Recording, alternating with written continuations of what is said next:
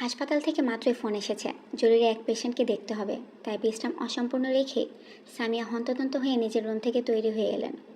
ড্রাইভারকে কল দিয়ে গাড়ি রেডি রাখতে বলেছেন। চোখে চশমাটা লাগিয়ে সদর দরজার সামনে যেতে অদ্ভুত দৃশ্যটা চোখে পড়ল তার। সাইবান এবং ইরাম দুজন পাশাপাশি হেঁটে বাড়ির ভেতরে ঢুকছে। সাইবানের মুখটা দেখে অপরাধ বোধ হলো সামিয়ার। গতকাল রাতে ওইভাবে ছেলের উপর চিৎকার করাটা উচিত হয়নি তার। সাইবান তার ইচ্ছে বিয়ে করতে নাই চাইতে পারে, তবে সামিয়া নিজের মেজাজ হারিয়ে ঠিক করেননি। তাই এত ব্যস্ততার মাঝেও ছেলের মুখোমুখি দাঁড়ালেন। মম সরি। সাইবান থামল, ভ্রু তুলে জননীর দিকে চেয়ে রইল। ইরাম তাদের পাশ কাটিয়ে খানিকটা দূরে সরে দাঁড়ালো।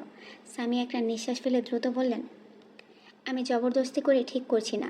গত রাতে আমার কি হয়ে গিয়েছিল জানি না। মনে হচ্ছে আমি সঠিকটাই ভাবছি, আবার এখন এটাও মনে হচ্ছে আমি নিজের ছেলের সঙ্গে জোরাজুরি করে ফেলেছি। তাই মম সরি। আমি সবার ভালোটা ভেবেছি, তবে তোদের কারো মনের কথা ভাবছি না। শুধু চেয়েছি ইজার নামের নিষ্পাপ বাচ্চাটা একটা সুন্দর ভবিষ্যৎ পাক। মমের ওপর অভিমান করিস না, তোকে রুষ্ট দেখলে আমার কষ্ট হয়। একটা নিঃশ্বাস ফেলল সাইবান, দুহাত তুলে জননীর কাঁধে রাখল। সরিটা আর মাত্র 2 মিনিট 17 সেকেন্ড আগে বললে ভালো হতো ব্রো। কেন ব্রো? বাঁকা হাসল সাইবান, এক নজর তির্যক দৃষ্টি নিক্ষেপ করলো ইরামের দিকে। কোর্ট ম্যারেজ করবে নাকি ধুমধাম অনুষ্ঠান করবে? কয়েক মুহূর্ত ইরাম এমনকি সামিয়া অবধি প্রতিক্রিয়া করতে পারল না। দুজনেই ফ্যালফ্যাল করে অবিশ্বাস মাখা দৃষ্টিতে তাকিয়ে রইল সাইবানের দিকে। বান্তা নিশ্চল, বিনোদিত, যেন এইমাত্র সে কোনো বিস্ফোরণ ঘটায়নি।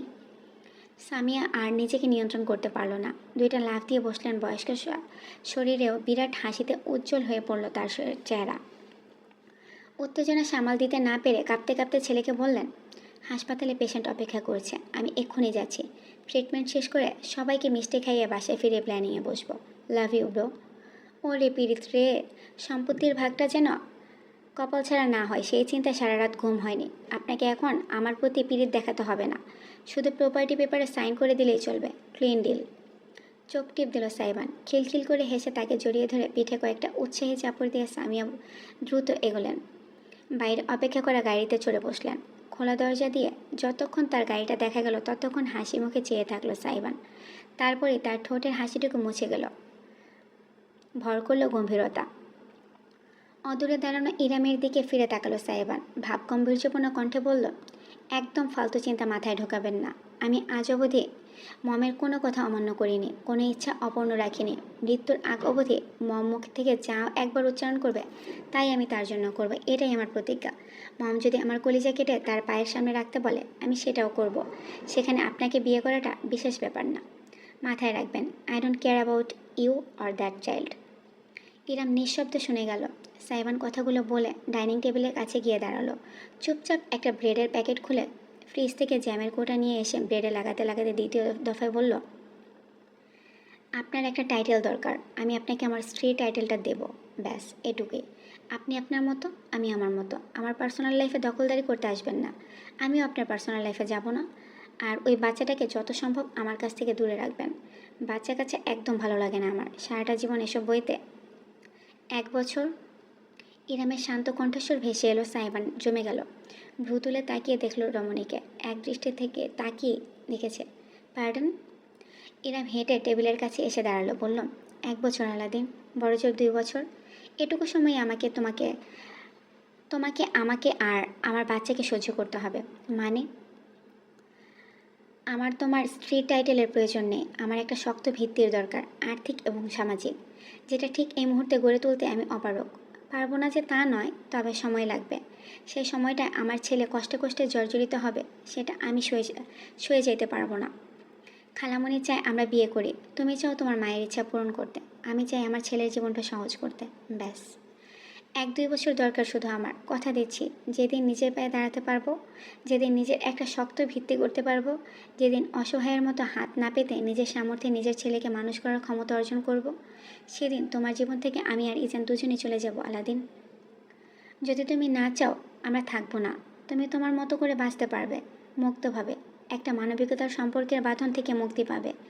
তুমি ছেলে মানুষ, তাছাড়া তোমার যে পরিচিতি এবং চেহারা, তাতে তোমার জন্য ভবিষ্যতে মেয়ের অভাব পড়বে না। ডিভোর্স মেয়েদের জন্য শেষ, কিন্তু ছেলেদের জন্য নতুন শুরু। আপনি নিজের ক্যারিয়ার গড়তে পারলে আমাকে ডিভোর্স দিয়ে দেবেন ইরাম আপু? হ্যাঁ। না তুমি আমাকে চাও, না আমি তোমাকে চাই। কিন্তু আমার তোমাকে ব্যবহার করতে হবে কিছুদিনের জন্য হলেও। তোমার অনুগ্রহ নিতে হবে। সেজন্য আমি দুঃখিত।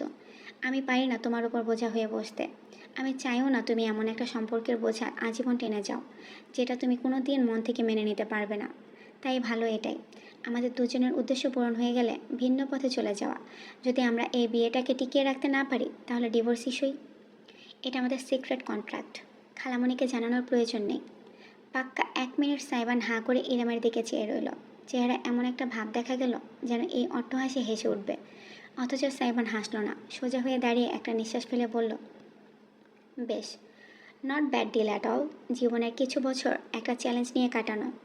I am all in. সহজাত হাসিটি ফিরে এলো সাইবানের ঠোঁটে। ইরাম এগিয়ে গিয়ে নিজের ডান হাতটা বাড়িয়ে দিল করমর্দনের উদ্দেশ্যে। ডিল? সাইবান জিভ দিয়ে ঠোঁট চেটে তীর্যক হেসে খপ করে হাতটা ধরলো, ঝাঁকিয়ে দিয়ে বলল, পারফেক্ট ডিল। তবে সঙ্গে সঙ্গে ইরামের হাতটা ছাড়ল না সাইবান। ইরাম এক মুহূর্তে কী যেন ভাবলো, তারপর বলে উঠল, তবে একটা কথা, আমাদের ডিভোর্সের পরের ব্যাপার।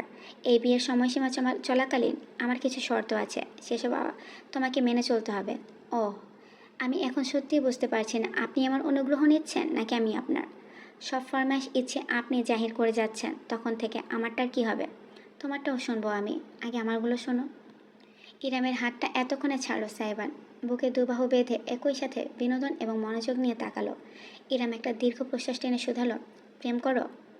প্রেমিকা আছে? সাইবান কেসে উঠল। গলায় মাছের কাঁটা আটকে গিয়েছে তার এমন ভঙ্গিতে কয়েকবার গলা খাকারি দিয়ে বলে উঠল, WTF। ফ্যাল ফ্যাল করে চেয়ে রইল ইরাম। WTF কি? মাথা ঝাঁকালো সাইবান। কিছু না, আপনার মতন মিলেনিয়াল এসব বুঝবে না। আচ্ছা তাহলে বলো, প্রেম করো? করেছো কখনো? রীতিমতো হাতের আঙ্গুলের কর গুনতে আরম্ভ করলো সাইবান। ক্লাস 6-এ একটা, ক্লাস 8-এ ব্রেকআপ, ক্লাস 8-এর শেষে আরেকটা, ক্লাস 9-এ একটা, ক্লাস 10-এ SSCর জালে পারিনি, কলেজ লাইফ 6 মাস করে 4টা। এরপর? হয়েছে, আর বলতে হবে না, থামো। ইরামের গাল দুটো লাল হয়ে উঠেছে। কি আজব চিজ, এভাবে নির্দ্বিধায় প্রেমিকার ফর্ক দিয়ে যাচ্ছে তার সামনে। কয়টা হলো? ইরাম গোনার সময়ও পায়নি। মাথা ঝাঁকিয়ে নিজের অযাচিত লাশটুকু ছেড়ে সামান্য কণ্ঠ পরিষ্কার করে সে জিজ্ঞেস করলো, অতীতের লিস্ট দিতে হবে না, এখন করো নাকি সেটা বলো। বিরাট হাসলো সাইবান। এক কামড়ে গোটা একটা পাউরুটি মুখে ঢুকিয়ে দিয়ে চিবোতে চিবোতে জানালো, এখন একটা সিচুয়েশনশিপ চলছে, আরেকটা বেঞ্চিং। মাথাটা চক্কর দিয়ে উঠল ইরামের। হায় খোদা, নিজেকে বুড়ি দাদি মনে হচ্ছে তার সাইবানের সামনে। আজকালকার ছেলেমেয়েরা এসব কোন ভাষায় কথা বলে? সাইবান কত সালে যেন জন্ম হয়েছে? 2001 হয়তো। এদের জেনারেশনের একটা নাম আছে, কি যেন বলে, গেঞ্জি না তুমি? সাইবানকে ভয়ানক মাত্রার অপমানিত মনে হলো। দুহাত দুদিকে শাহরুখ খান স্টাইলে ছড়িয়ে ঝাঁকিয়ে সে জোর গলায় বলল, জেনজি নট গেঞ্জি, ইউ অশিক্ষিত মিলেনিয়াল। সাইবানের অতি নাটকীয় প্রতিক্রিয়া ইরামের হাসি পেয়ে গেল। স্মিত হেসে সে দুহাত আত্মসমর্পণের ভঙ্গিতে তুলে বলল, সরি, আসলে আমি সোশ্যাল মিডিয়ায় তেমন অ্যাক্টিভ না, তাই আধুনিক জিনিসপত্র থেকে বহু দূরে। মুখে মুখে গেঞ্জি শব্দটাই শুনেছি। গেঞ্জি হবে ওদের বাপের। আমরা প্রাউড জেনজি। আমাদের মতো তেজি জেনারেশন এই পৃথিবী 5বার ধ্বংস করে নতুনভাবে সৃষ্টি হলেও পাবে না, বুঝেছেন? বুঝেছি। ইরাম হাসি চাপা দিয়ে ব্যক্ত করলো, এবার বলো, এই সিচুয়েশনশিপ কী জিনিস? আমাদের সময় শুধু রিলেশনশিপ হতো। এতক্ষণ একটু ঠান্ডা হয়েছে সাইবান। টেবিল থেকে বোতল তুলে ঢকঢক করে গিলে নিয়ে সে উত্তর করল, ওসব আপনাকে বুঝতে হবে না আপু, আপনি আপনার কথা বলুন।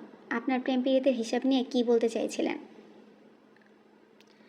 এবার শান্ত অথচ দৃঢ় গলায় ইরাম বলল, হয়তো আমাদের বিয়ের মেয়াদ থাকবে, তবে বিয়েটাকে আমরা দুজনেই সম্মান করবো আলাদিন। তুমি চেয়েছো তাই আমি কখনো তোমার ব্যক্তিগত জীবনে হস্তক্ষেপ করব না। তবে যতদিন তুমি আমার নামে কালেমার বন্ধনে থাকবে ততদিন সংযত হয়ে চলবে। দ্বিতীয় কোনো নারীর ব্যাপারে যেন আমি না শুনি, না বুঝি। বাকি সব দিক থেকে তুমি স্বাধীন, কিন্তু এই এক নারী ঘটিত ব্যাপার যেন না ঘটে। Clear? Are you jealous my dear আপু? থমকে গেল ইরাম। সাইবানের চেহারা পাল্টে গিয়েছে। তাতে অদ্ভুতরে এক অভিব্যক্তি দেখা যাচ্ছে। অত্যন্ত ধীরে সময় নিয়ে শিকারীর ভঙ্গিতে হেঁটে হেঁটে টেবিল ঘুরে ইরামের সামনে এলো সে। ইরাম একটা ঢোক দিল না পারতে। কাছ থেকে সাইবানের শারীরিক গঠন আরও স্পষ্ট বোঝা যাচ্ছে। ছেলেটা জিম করে, শরীরের মাংসপেশি বেশ ফোলা এবং শক্তিশালী।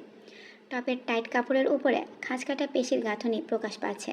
ইরাম হয়তো বয়সে বড়, তবে সাইবানের ভারী পুরুষালী কাঠামোর সামনে সে একটা পাটকাঠি বাদে আর কিছুই না। তার গলা সামান্য কেঁপে উঠল যখন সে প্রতিবাদ করতে চাইল। জেলাস হব কিসের জন্য? তোমার মাথা খারাপ? আমি তো শুধু শেষ করার সুযোগ ইরাম পেল না। সাইবান হঠাৎ করে ঝুঁকে এলো, টেবিলের দুই পাশে নিজের দুটো হাত রেখে ইরামকে মাঝখানে আবদ্ধ করে ফেলল। ইরামের ফিনফিনে পাতলা শরীরে উপর নুয়ে আসতে রমণী সরতে চাইল। টেবিলের উপর রীতিমতো আছোঁয়া হয়ে পড়ল। সাইবানের চোখে চোখ রেখে তাকাতে পারছে না সে। একটা ধমক দেবে নাকি ছেলেটাকে? সাইবানের ঠোঁট জুড়ে তীর্যক হাসি। একটা হাতের আঙ্গুল তুলে সে বিব্রত হয়ে যাওয়া ইরামের শুকনো মুখের পাশ থেকে একগুচ্ছ চুল ছড়িয়ে কানের পেছনে গুঁজে দিল। আপনি যদি পজিটিভ হন, আমি ওভার পজিটিভ ইরাম আপু। আমি over protective, over jealous, over thinker, over toxic, over everything. আমি আমার সিচুয়েশনশিপের কাছ থেকে অন্য ছেলেদের 300 হাত দূরে রাখি। তাহলে আমি আপনার সঙ্গে কি করতে পারি বলুন তো? নিঃশ্বাস আটকে ফেলল ইরাম। এতটা কাছ থেকে সাইবানের চোখে চোখ পড়তে সে আটকে গেল। ছেলেটার কথা মন্ত্রের মতো সম্মোহিত হয়ে যেতে যেতে হয় তাতে। ভ্রুর উপর পিয়ার্সিংটা জলজল করে উঠল তার। জিভ গালে ঠেকিয়ে ভীষণ রকমের অদ্ভুত এক ভঙ্গি করল সে। ইরামের চোখে চোখ রেখে ঘোষণা করল, I am not a red flag, I am a damn black flag. লাল পতাকা, কালো পতাকা এসবের অর্থ ইরামের জানা নেই। ছেলেটা আবার জেনজি মার্কা কথা বলছে। তবে ইরাম চাইলেও কিছু বলতে পারল না। ঠোঁট নাড়ল ঠিকই, কিন্তু শব্দ বেরোলো না। সাইবান তার এতটা কাছে ঝুঁকে এলো যে তাদের দুজনের মাঝে শুধু ইঞ্চি কয়েকের ব্যবধান রইল। অজান্তে ইরাম টেবিল ম্যাট আঁকড়ে ধরল দু হাতে। আমার জন্য পরনারী নিষিদ্ধ হলে আপনার জন্য পরপুরুষ নিষিদ্ধ, ঝুঁকিপূর্ণ, বিপজ্জনক, হানিকারক, হারাম। একটু থেমে একটা হাতে অত্যন্ত আলতোভাবে ইরামের গাল ছুঁয়ে দিল সাইবান। দৃঢ় গলায় বলল, যতদিন আলাদিনের জীবনে থাকবেন ততদিন আলাদিনের হয়েই থাকবেন। মনের ভেতর কোনো জঙ্গলের অবশিষ্টাংশ থাকলে জঙ্গলটা উজাড় করার দায়িত্বটা এই আলাদিনের। ঘুম থেকে উঠিয়ে মায়ের জন্য চেঁচিয়ে কেঁদে যাচ্ছে ইজান। সবেমাত্র বাথরুমে ঢুকেছিল ইরাম ফ্রেশ হতে। বাচ্চার কান্নার আওয়াজে হন্তদন্ত হয়ে বেরিয়ে এলো। বিছানার একদম মাঝখানে কাঁথায় মোড়ানো ইজানের নাজুক শরীরটা ছটফট করছে। ছোট্ট হাত দুখানা ছুঁড়ে ছুঁড়ে মাকে কাছে পাওয়ার দাবি পেশ করে যাচ্ছে। ইরাম দ্রুত বিছানায় গেল, ছেলেকে কোলে তুলে বুকে চেপে দোলাতে লাগলো। এই যে আম্মু, এখানে আছি বাবা, দেখি দেখি দেখি। কাঁদে না আমার প্রিন্স, তুমি স্ট্রং বয় তাই না? আম্মুর স্ট্রং ব্রেভ বয়। ইজানের মুখে অসংখ্য ছোট ছোট আদুরে চুমু দিতে ছেলে শান্ত হয়ে এলো। ইরামের গালে গাল ঠেকিয়ে বুঝি জননের শরীরের উষ্ণতায় নিজেকে ভোলালো। মুচকি হেসে ইরাম ছেলেকে শুরুতে কিছুটা দুধ খাইয়ে নিল। মাত্রই ঘুম থেকে উঠেছে, যেহেতু আবার এক্ষুনি ঘুমাবে না। খানিকটা সতেজ বাতাসে থাকলে ভালো লাগবে, এই ভাবনা চিন্তা থেকে ইরাম পরনের সালোয়ার কামিজের ওড়নাটা ঠিকঠাক করে নিয়ে ছেলেকে সুন্দর করে নতুন একটা কাঁথায় পেঁচিয়ে গেস্ট রুমের বাইরে বেরোলো। সামিয়া হাসপাতাল থেকে ফেরার সাথে সাথে আবার বাইরে চলে গিয়েছেন। কিচেন ভর্তি কেজির পর কেজি মিষ্টির প্যাকেট। তার চেহারায় অকৃত্রিম খুশির ঝিলিক ছিল সবসময়। ছেলের বিয়ে নিয়ে উৎসাহের কোনো কমতি নেই। সিদ্ধান্ত হয়েছে বাড়িতে ছোটোখাটো একটা অনুষ্ঠান করে আকত হবে সাইবান আর ইরামের। একা হাতে সব আয়োজনে ছোটাছুটি করছেন সামিয়া। সাইবানও সকাল থেকে বাড়িতে ছিল না, এখন ফিরেছে কিনা ইরামের জানা নেই। ছেলেকে কোলে তুলে নিয়ে লিভিং রুমের দিকে যেতে যেতে একবার সকলের ঘটনাগুলো মনে করলো ইরাম। সাইবানের বলা কথাগুলো এখনও কানে বাজছে তার। ছেলেটা এমনভাবে কথা বললো কেন? ইরাম কোনো হিংসা থেকে সাইবানকে পরনারী সম্পর্কে বলেনি। যে ট্রমার মধ্যে দিয়ে অরণ্য তাকে নিয়ে গিয়েছে, সে ট্রমা দ্বিতীয়বার মোকাবেলা করার মতন শক্তি তার নেই। সাইবান আজকালকার ছেলে, উপরন্তু ইরাম এখনও ছেলেটাকে ঠিক বুঝে উঠতে পারছে না।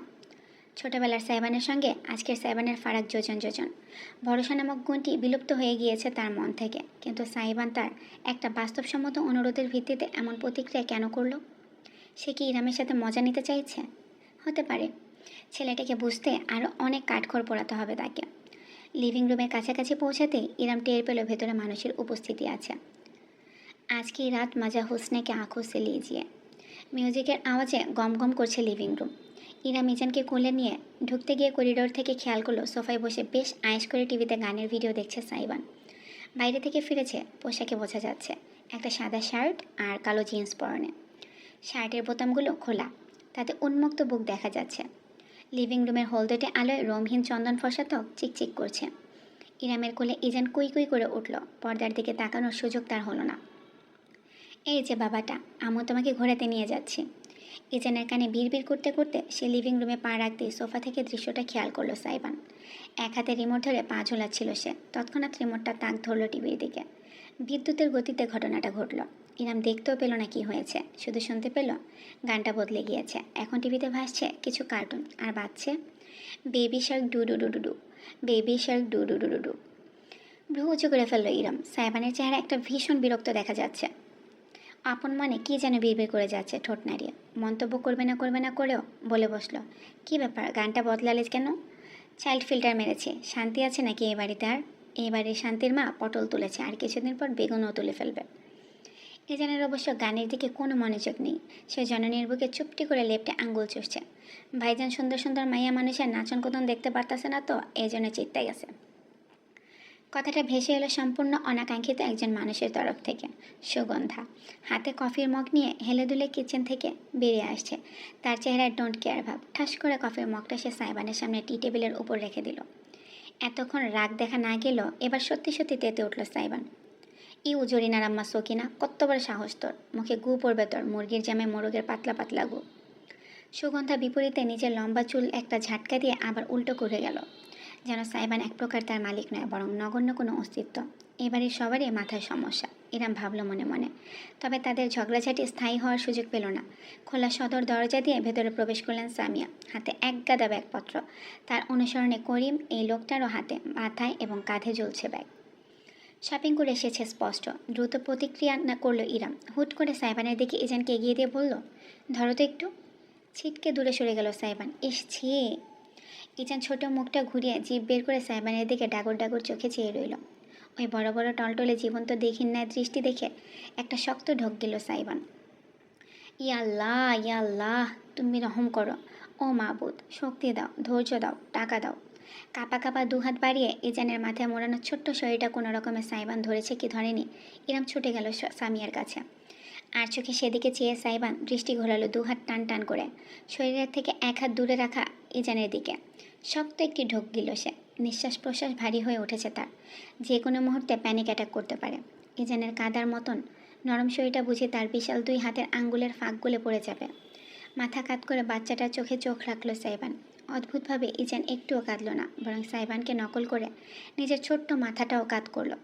আঙ্গুল চুষতে চুষতে তাকিয়ে রইল গোল গোল চোখে। আপনি আঙ্গুল খাচ্ছেন কেন? নিয়মিত নিজের মায়ের মাথা খাবেন। সাইবানের কণ্ঠে ইজান দুই পা নেড়ে সামান্য ঝাটকা দিয়ে উঠল। ফোকলা দাঁতের মারি দেখে হাসলো নাকি বিদ্রুপ করলো বোঝা দেয়। আরেকটু হলে সাইবান তাকে ফেলেই দিচ্ছিল, কিন্তু স্বয়ংক্রিয়ভাবে তার হাত দুটো ইজানকে কাছে টেনে বুকের উপর রাখলো। শার্টের বোতাম খোলা থাকায় তার তপ্ত ত্বকে সরাসরি স্পর্শ ইজান গুটি গুটি দিয়ে একদম বুকের সঙ্গে লেপটে গেল। ভ্রু উঁচু হলো সাইবানের। মহাবিস্ময় নিয়ে তাকিয়ে রইল নিজের বুকে ঠেকিয়ে রাখা নগণ্য প্রায় অস্তিত্বটিকে। তার হাতের তালু ইজানের সমস্ত পিঠের সমান। বিষয়টি একই সঙ্গে বিস্ময়কর এবং উপভোগ্য। এত ছোট মানুষ হয়, এত জ্যান্ত একটা পুতুল। মুচকি হাসি ফুটল সাইবানের ঠোঁটে। অজান্তে দুই পা নাড়িয়ে ইজান সমেত শরীর দোলাতে দোলাতে সে টিভির কাছে গিয়ে দাঁড়ালো। তখনও বাচ্চাদের গানটা বেজে চলেছে, অথচ ইজানের এই গানের প্রতি বিন্দুমাত্র আগ্রহ নেই। সে সাইবানের বুকের মাঝে কিলবিল করে যাচ্ছে। নতুন পরিবেশ, নতুন মানুষ চিনছে তার মস্তিষ্ক। বাচ্চা ফিল্টার তোর পছন্দ না? তাহলে কি পছন্দ? বেলি ডান্স দেখবি? আয়। মৃদু একটা শব্দ করে কৌতূহলী চেহারা ফ্যালফ্যাল করে চেয়ে রইল ইজান। সাইবান অন্য হাতে ধরা রিমোটটা দিয়ে গানটা বদলে দিয়ে আগের গানে ফিরে গেল। সমস্ত লিভিং রুমে ভেসে উঠল, थोड़ी फुर्सत भी मेरे जा काफ़ी बाहों को दीजिए, आज की रात मजा होने का आंखों से लीजिए। অদ্ভুত হলেও সত্য, গানের বিটের সঙ্গে সঙ্গে ইজান চোখ ঘুরিয়ে টিভির পর্দার দিকে তাকালো। চোখে মুখে একটা নিদারুণ আকর্ষণ ফুটে উঠল তার। ছোট্ট শরীরটা মিউজিকের তালে তালে নড়ে উঠল। মাথাটা ঝুলিয়ে ঝুলিয়ে ইজান ছোট্ট হাত দুখানা নাড়াতে লাগলো। আই আ আ। বিরাট এক তীর্যক হাসিতে ছেয়ে গেল সাইবানের সমস্ত মুখমণ্ডল। तो मेरे से भी बड़ा कमीना निकला यार। जियो मामा, आई नाची ये উই উই। এক হাতে ইজানকে ধরে রেখে আরেক হাত ঘুরিয়ে ঘুরিয়ে লাফাতে লাগলো সাইবান। তার ভয়ের সব ভেঙে গিয়েছে। সামিয়া আর ইরাম দুজনে তখন সবেমাত্র কথা বলতে বলতে রুমের মাঝখানে এসে পৌঁছেছে। সামনের বিপজ্জনক দৃশ্য দেখে আটকে উঠল ইরাম। সামিয়ার হাত থেকে যে শপিং ব্যাগগুলো সে সাহায্য করার উদ্দেশ্যে নিজের হাতে নিয়েছিল, সেগুলো ঝরঝর করে পড়ে গেল মেঝেতে। উদ্দাম লাফিয়ে চলেছে সাইবান। সিটি বাজাতে বাজাতে তার বুকে লেপ্টে থাকা ইজান একটা হাত আঁকড়ে ধরে দণ্ডহীন মারি দেখিয়ে হাসতে হাসতে অতি উৎসাহ নিয়ে টিভির পর্দায় তাকিয়ে আছে। আলাদিন ইরাম শঙ্কায় ছুটে যেতে নিল, কিন্তু পেছন থেকে সামিয়া তার একটা হাত আঁকড়ে ধরে ফেললেন। আটকাস না, বন্ডিং হতে দে। দ্বিধায় থেমে গেল ইরাম। বিচলিত দৃষ্টিতে সামিয়ার দিকে ফিরে তাকালো। মুচকি হেসে তিনি আশ্বাস দিলেন, চিন্তা করিস না, আমার সাইবান এতটাও কেয়ারলেস না। যেন সামিয়ার কটূক্তি করতেই তৎক্ষণাৎ সাইবানের ভয়ঙ্কর রকমের আর্তনাদ ভেসে এলো। আহ, হেগে দিয়েছে, ফারাক্কাবাদ খুলে হেগে দিয়েছে। পোটলাটা, ইয়াক। ঝট করে মাথা ঘুরিয়ে ইরাম এবং সামিয়া দুজনেই দেখলেন ইজানকে। জড়ানো কাঁথাটা ভিজে আছে, সাইবানের খোলা বুকের ওপর জলজল করছে বাদামি বর্ণের তরল, মানব শিশু বজ্র। টলে উঠল সাইবান। ইরাম আর থামতে পারল না, দৌড়ে গিয়ে কাঁথা সমেত ইজানকে নিজের কোলে তুলে নিল। কিন্তু ততক্ষণে কাজ যা হওয়ার তা তো হয়েই গিয়েছে। সাইবান টিভি ক্যাবিনেট আঁকড়ে ধরল নিজের পতন ঠেকাতে। চেহারাটা বিকৃত হয়ে গেল তার ঘৃণায়। ওয়াক ওয়াক, সরি, একটু আগে দুধ খাইয়েছি তো। হাতের কাছে কিছু না পেয়ে নিজের গলার ওড়নাটা দিয়ে সাইবানের বুক মুছতে লাগলো ইরাম। কাপড়টা টেনে নিয়ে নিজের শরীর ঘষতে ঘষতে লাল টকটকে বানিয়ে সাইবান খেকিয়ে উঠল। পোটলার ঘরের পোটলা, ফরজ নফল ওয়াজিব সব গোসল দিতে হবে আমাকে। দেখিস তুই আর যদি তোকে কোলে নিই। Walk walk. সব কিছু ফেলে মুখ চেপে ধরে ছুটতে ছুটতে সাইবান 2 তলায় উঠে গেল। সেখানকার করিডোরে বেসিন আছে। দূর থেকেও তার বমি করার শব্দ ভেসে আসতে লাগলো স্পষ্ট। ঝড় একটু শান্ত হতে সামিয়ার অট্টহাসির শব্দ ভেসে এলো। আমার নাতি একদম বাপের উপরে গিয়েছে জানিস। সাইবানের বাবা যখন ওকে প্রথম কোলে তুলল, হিসু করে লোকটার জামা কাপড় ভাসিয়ে দিয়েছিল, লোকটার মুখে ঢুকে গিয়েছিল। হায় খোদা। এরপরে 10 দিন সাইবানকে কোলে নেয়নি আর। হা হা হা। ইরাম এত সব কিছুর মাঝে হাসবে নাকি আফসোস করবে বুঝতে পারল না, কিন্তু বুকের ভেতর ভর করা উষ্ণতাটাকে তাকে বুঝিয়ে দিল। বহুদিন বাদে সে একটুখানি সুখ সুখ অনুভূতি টের পাচ্ছে। পরদিন সকালে ইরামের ঘুম ভাঙল মৃদু গোলযোগের কারণে। বিছানায় শটানো উঠে বসল সে। ঘড়ির দিকে তাকালো, সকাল 9:30 বাজে। ইজান গতকাল রাতে অনেকবার জেগে উঠেছে। তার যত্ন নিতে নিতে ভোরের দিকে ঘুমানোর সুযোগ পেয়েছে ইরাম, যার কারণে এতটা দেরি হয়ে গিয়েছে। বাইরে থেকে উত্তেজিত কণ্ঠস্বর ভেসে আসছে অচেনা। ইরাম বসে থাকতে পারল না। ঘুমন্ত ছেলের দুপাশে 2টি কোলবালিশ দিয়ে সুরক্ষিত করে নেমে পড়ল। মুখ ধুয়ে আয়নার সামনে দাঁড়িয়ে শাড়ির কুচিকে যাওয়া আঁচল ঠিকঠাক করে সে বাইরে বেরোলো। 2 হাতে চুল আঙ্গুল চালিয়ে খোপা বাঁধতে বাঁধতে যখন সে হলঘরে এসে পৌঁছলো, তখন দৃষ্টিতে চোখে পড়ল জর্জেটের শাড়ি পরনে এক সুদর্শনা রমণী দণ্ডায়মান। স্ট্রেট সিল্কি চুলগুলো পিঠ ভাসিয়ে নেমে গিয়েছে কোমরের নিচ অবধি। চেহারা একই সাথে মায়া এবং কঠোরতা, হাতে রেশমি চুড়ি। খানিকটা নতুন বউ ধরনের প্রভাব আছে ভেতরে। সামিয়ার সঙ্গে বাগবিতণ্ডায় লিপ্ত হয়েছে সে। মম, তুমি সাইকো, এভাবে জোর করতে পারো না। তুমি জানো না ও কোনো লেভেলের সাইকো। তুমি একবার ফেক মুক্তা কিনে স্ক্যামড হয়ে গিয়েছিলে বলে ওই দিনই সোজা কক্সবাজারে গিয়ে মুক্তা ব্যবসায়ীদের সাথে সাগরে গিয়ে নিজে থেকে ঝিনুক আহরণ দেখে বেছে বেছে আসল মুক্তা নিয়ে ফিরেছিল। মনে নেই তোমার? টানা 7টা দিন ওর কোনো হদিসই পাইনি আমরা। আর তুমি এই ছেলের সামনে উচ্চারণ করো বিয়ের কথা, ও তো সেটা করবেই। চিৎকার করিস না সারিকা, এটা ভদ্রলোকের বাড়ি, আর একটা ছোট বাচ্চাও আছে ঘরে। বাচ্চা মাই ফু। সারিকা প্লিজ শান্ত হও। সারিকাকে থামাতে এতক্ষণ একপাশে দাঁড়ানো দীর্ঘদেহী পুরুষটি এগিয়ে এলো। ধূসর বর্ণের স্যুট পরনে, চোখে মুখে ভাব গাম্ভীর্য এবং নমনীয়তা, উজ্জ্বল দৃষ্টি। সারিকার কাঁধে হাত রাখল সে। এই পুরুষটিকে না চিনলেও রমণীকে চিনতে বেগ পোহাতে হলো না ইরামের। সাইবানের একমাত্র বড় বোন সারিকা বিনতে আহমেদ। ইরামের যতদূর মনে পড়ে একে অপরের সাথে 2 কি 3 বছরের ব্যবধান তাদের। যতদূর শুনেছে গত বছর সারিকার বিয়ে হয়ে গিয়েছে। তাহলে পুরুষটা হয়তো তার স্বামী। ইরাম খানিকটা ইতস্তত করলো, কিন্তু ততক্ষণে সামিয়া তাকে দেখে ফেলেছে। তাই পালিয়ে না গিয়ে ইরাম ভেতরে ঢুকলো, মোলায়েম গলায় বলল, কেমন আছো সারিকা? বহুদিন বাদে তোমায় দেখলাম। সারিকা শটান ঘুরে দাঁড়ালো। ইরামকে দেখে তার চোখ মুখ বিতৃষ্ণা ছেয়ে গেল। কাঁধ থেকে পুরুষটির হাত ঝটকা দিয়ে সরিয়ে এসে হনহন করে হেঁটে এসে ইরামের মুখোমুখি দাঁড়ালো। ফালতু পেঁচাল বাদ দাও ইরাম আপু, তোমার লজ্জা করে না নিজের হাঁটুর বয়সে একটা ছেলের ঘাড়ে চেপে বসতে? Where is your self respect? Iram বাকরুদ্ধ হয়ে গেল। সারিকা মেয়েটা খারাপ না। ছোটবেলায় যতটুকু দেখা সাক্ষাৎ হয়েছে আর কথাবার্তা হয়েছে, কখনোই তাকে এইভাবে অপমান করে কথা বলেনি, অথচ আজ বলছে। ইরাম সারিকাকে দোষ দিতে পারল না। সমাজের মানুষ মাত্রই তার এবং সাইবানের বিয়েটাকে কটু দৃষ্টিতে দেখবে, সেটা সে জানে। Sarika, behave yourself. মানুষের সঙ্গে এমন ব্যবহার করা শিখিয়েছি আমি তোদের? যা ঘরে যা, তোর মাথা গরম আছে, আমরা এই বিষয়ে পরে কথা বলবো। তপ্ত দৃষ্টিতে একবার সামিয়াকে দেখে গটগট করে হেঁটে সারিকা অন্তর্মহলে আড়াল হয়ে গেল। পিনপতন নীরবতা ভর করল তার সমস্ত ঘরে।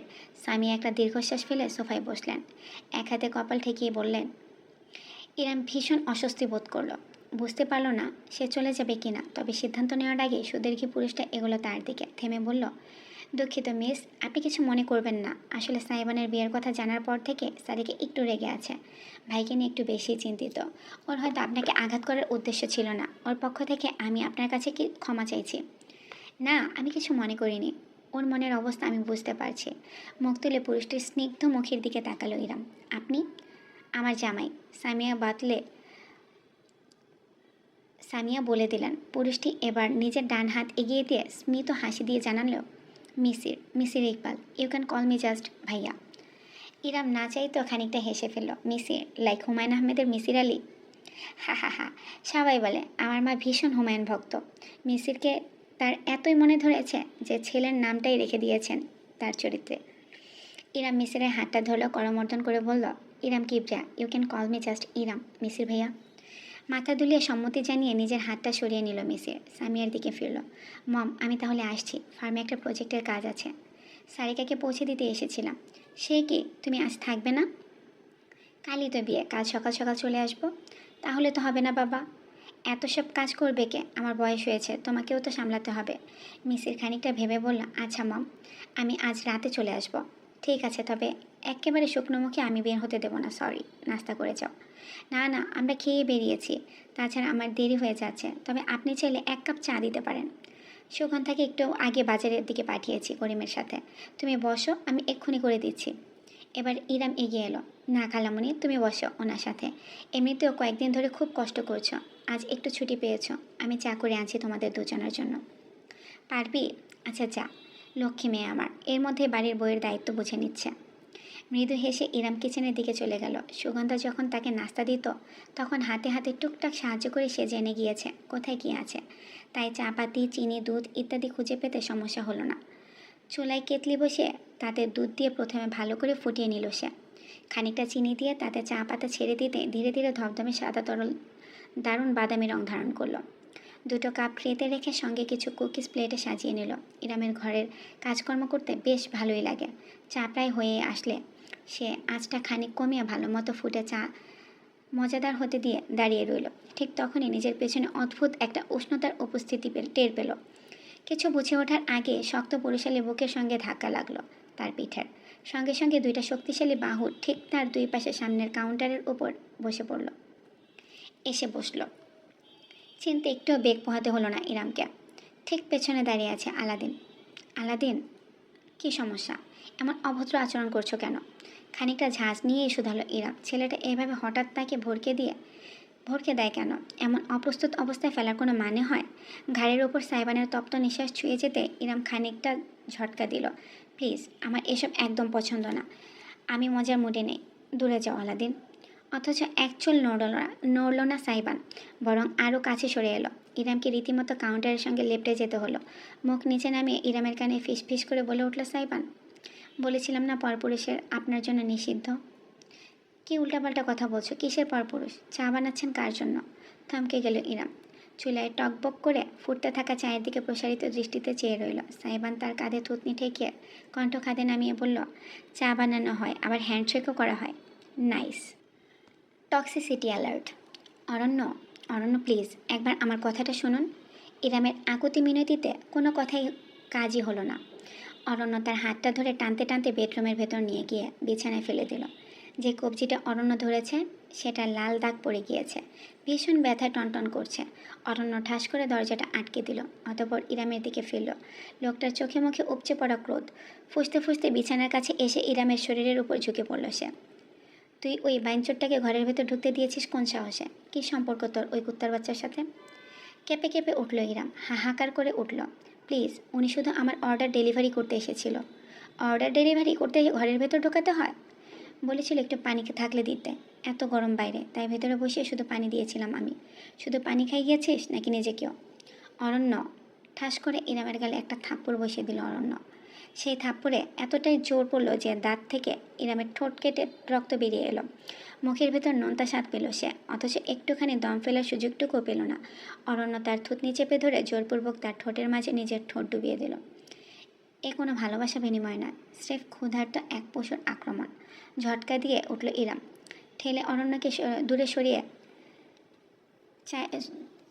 অরণ্যকে দূরে সরাতে চাইলে পারল না। তার হাত দুটো বিছানার সঙ্গে শক্তভাবে চেপে ধরে রাখল অরণ্য। তুমি শুধু আমার ইরাম, তোমার শরীর, মন, আত্মা সব কিছুর ওপর শুধু অরণ্য মির্জা সওদাগরের অধিকার। কোনো বাঙ্গির পোলা তোমার দিকে চোখ তুলে তাকালে আমি ওকে জ্যান্ত কবর দিয়ে রাখবো। শুনে নাও, তুমি আমার এবং শুধুই আমার, বুঝেছ? বুঝেছিস বান্দি? বল। ইরাম দাঁতে ঠোঁট কামড়ে ধরে বলল, কিছুও বলবে না। তাতে অরণ্য দ্বিগুণ ক্ষেপে তার পরনের শাড়ি টেনে ধরল, আঁচল টেনে সরিয়ে ফেলল। ইরাম কাপড়টা আঁকড়ে ধরল। অরণ্য প্লিজ, বিশ্বাস করুন, আমার অন্য কারোর সাথে কোনো প্রকার সম্পর্ক নেই। ওই লোকটারও কোনো দোষ নেই। আপনি এমন করবেন না। আপনি মাথা ঠান্ডা করে। এই চুপ। মাথা আমার ঠান্ডা হবে শুধু তোকে পেলে, বুঝেছিস? শাড়ি পরবি তুই, অন্য পুরুষকে নিজের দেহ দেখিয়ে বেড়াবি। ইরাম, কতবার তোকে বলেছি আমি যে। ঠিক নিজের কোমরে ধারালো কিছুর তীক্ষ্ণ ঘায়ে চিৎকার করে উঠল ইরাম। অরণ্য নাইট স্ট্যান্ড থেকে একটা রেজার ব্লেড তুলে ইরামের কোমরে বসিয়ে দিয়েছে। বিন্দু বিন্দু রক্তে বিছানায় সাদা চাদর লাজে হয়ে উঠল মুহূর্তেই। অরণ্য থামল না। হাত বাড়িয়ে ড্রয়ার খুলে একটা হ্যান্ডকাফ বের করলো।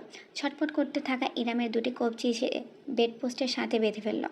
শাড়িটা সম্পূর্ণ খুলে ফেলল মেঝেতে। ইরামের গলা ভেঙে গিয়েছে আকুতি জানাতে জানাতে। প্লিজ অরণ্য, এখন না, আমার খুব কষ্ট হচ্ছে, দোহাই লাগে আপনার অরণ্য। আমি তোর স্বামী, আমার যখন মনে হয় তোকে নিজের ইচ্ছা মতো ভোগ করতে পারি। তুই নিজের কাবিননামায় স্বাক্ষর করে সেই সার্টিফিকেট আমায় দিয়ে দিয়েছিস, তাই এখন একদম চুপ থাকবি। নিজের শার্ট খুলে ঝুঁকে এলো অরণ্য। অসম্ভব সুদর্শন এবং শারীরিক গঠনের অধিকারী নিজ স্বামীকে ইরামের তখন মনে হলো সাক্ষাৎ কোনো পিশাচ। তার গাল চেপে ধরে হঠাৎ আদুরে গলে অরণ্য বলল, এবারের মতো তোমাকে বিশ্বাস করলাম, কিন্তু দ্বিতীয়বার কোনো পরপুরুষের সাথে যদি তোমায় দেখি বউ, তাহলে ওটাকে খুন করব, তারপর তোকে সবশেষে নিজেকে। বুঝেছ? How much I love you my world. Aranya নিজের কাজ আরম্ভ করলো, অথচ ইরামের শরীর একটুও সায় দিল না। চোখ বুজে ফেলল সে। ফোটায় ফোটায় নীরব অশ্রু বালিশে পড়ে যেন জানতে চাইল এ কেমন ভালোবাসা। বর্তমান সাইবান দ্বিতীয় কিছু বলার সুযোগ পেল না। এর আগে হঠাৎ করে ইরাম পেছন ঘুরে একটা জোরালো ধাক্কা দিয়ে তাকে দূরে সরিয়ে দিল। ধাক্কাটা অদ্ভুত জোর পড়ল, যার দরুন সাইবান সোজা বিপরীত দিকের কাউন্টারে গিয়ে আছড়ে পড়ল।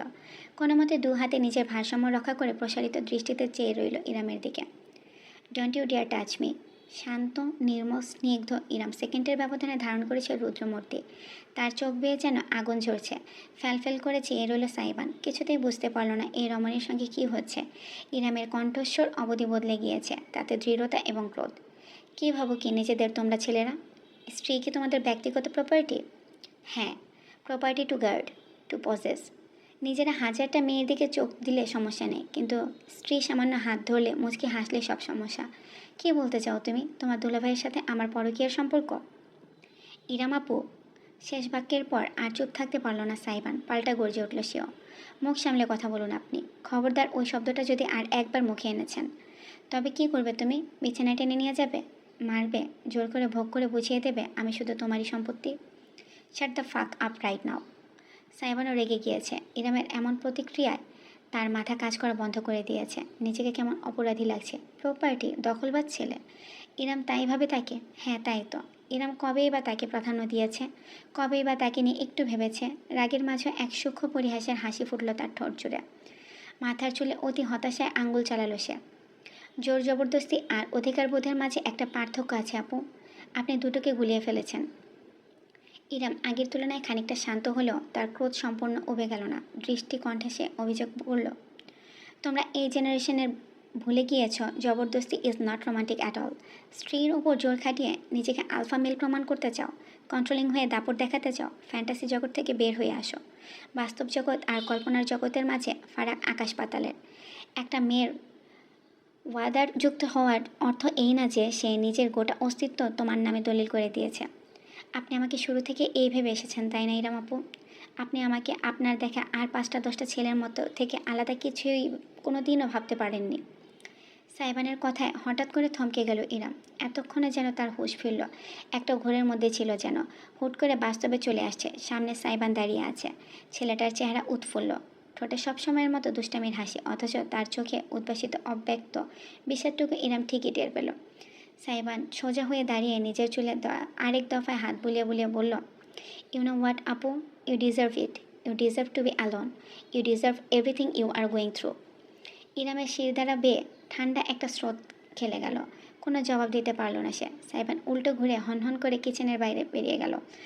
যাওয়ার আগে হাতের ধাক্কায় ঠাস করে একপাশে রাখা থালা বাসনের বক্সটা ফেলে দিল। মেঝেতে ধপাস করে সব কিছু পড়ল, ভেঙে ছড়িয়ে ছিটে গেল চারিপাশে।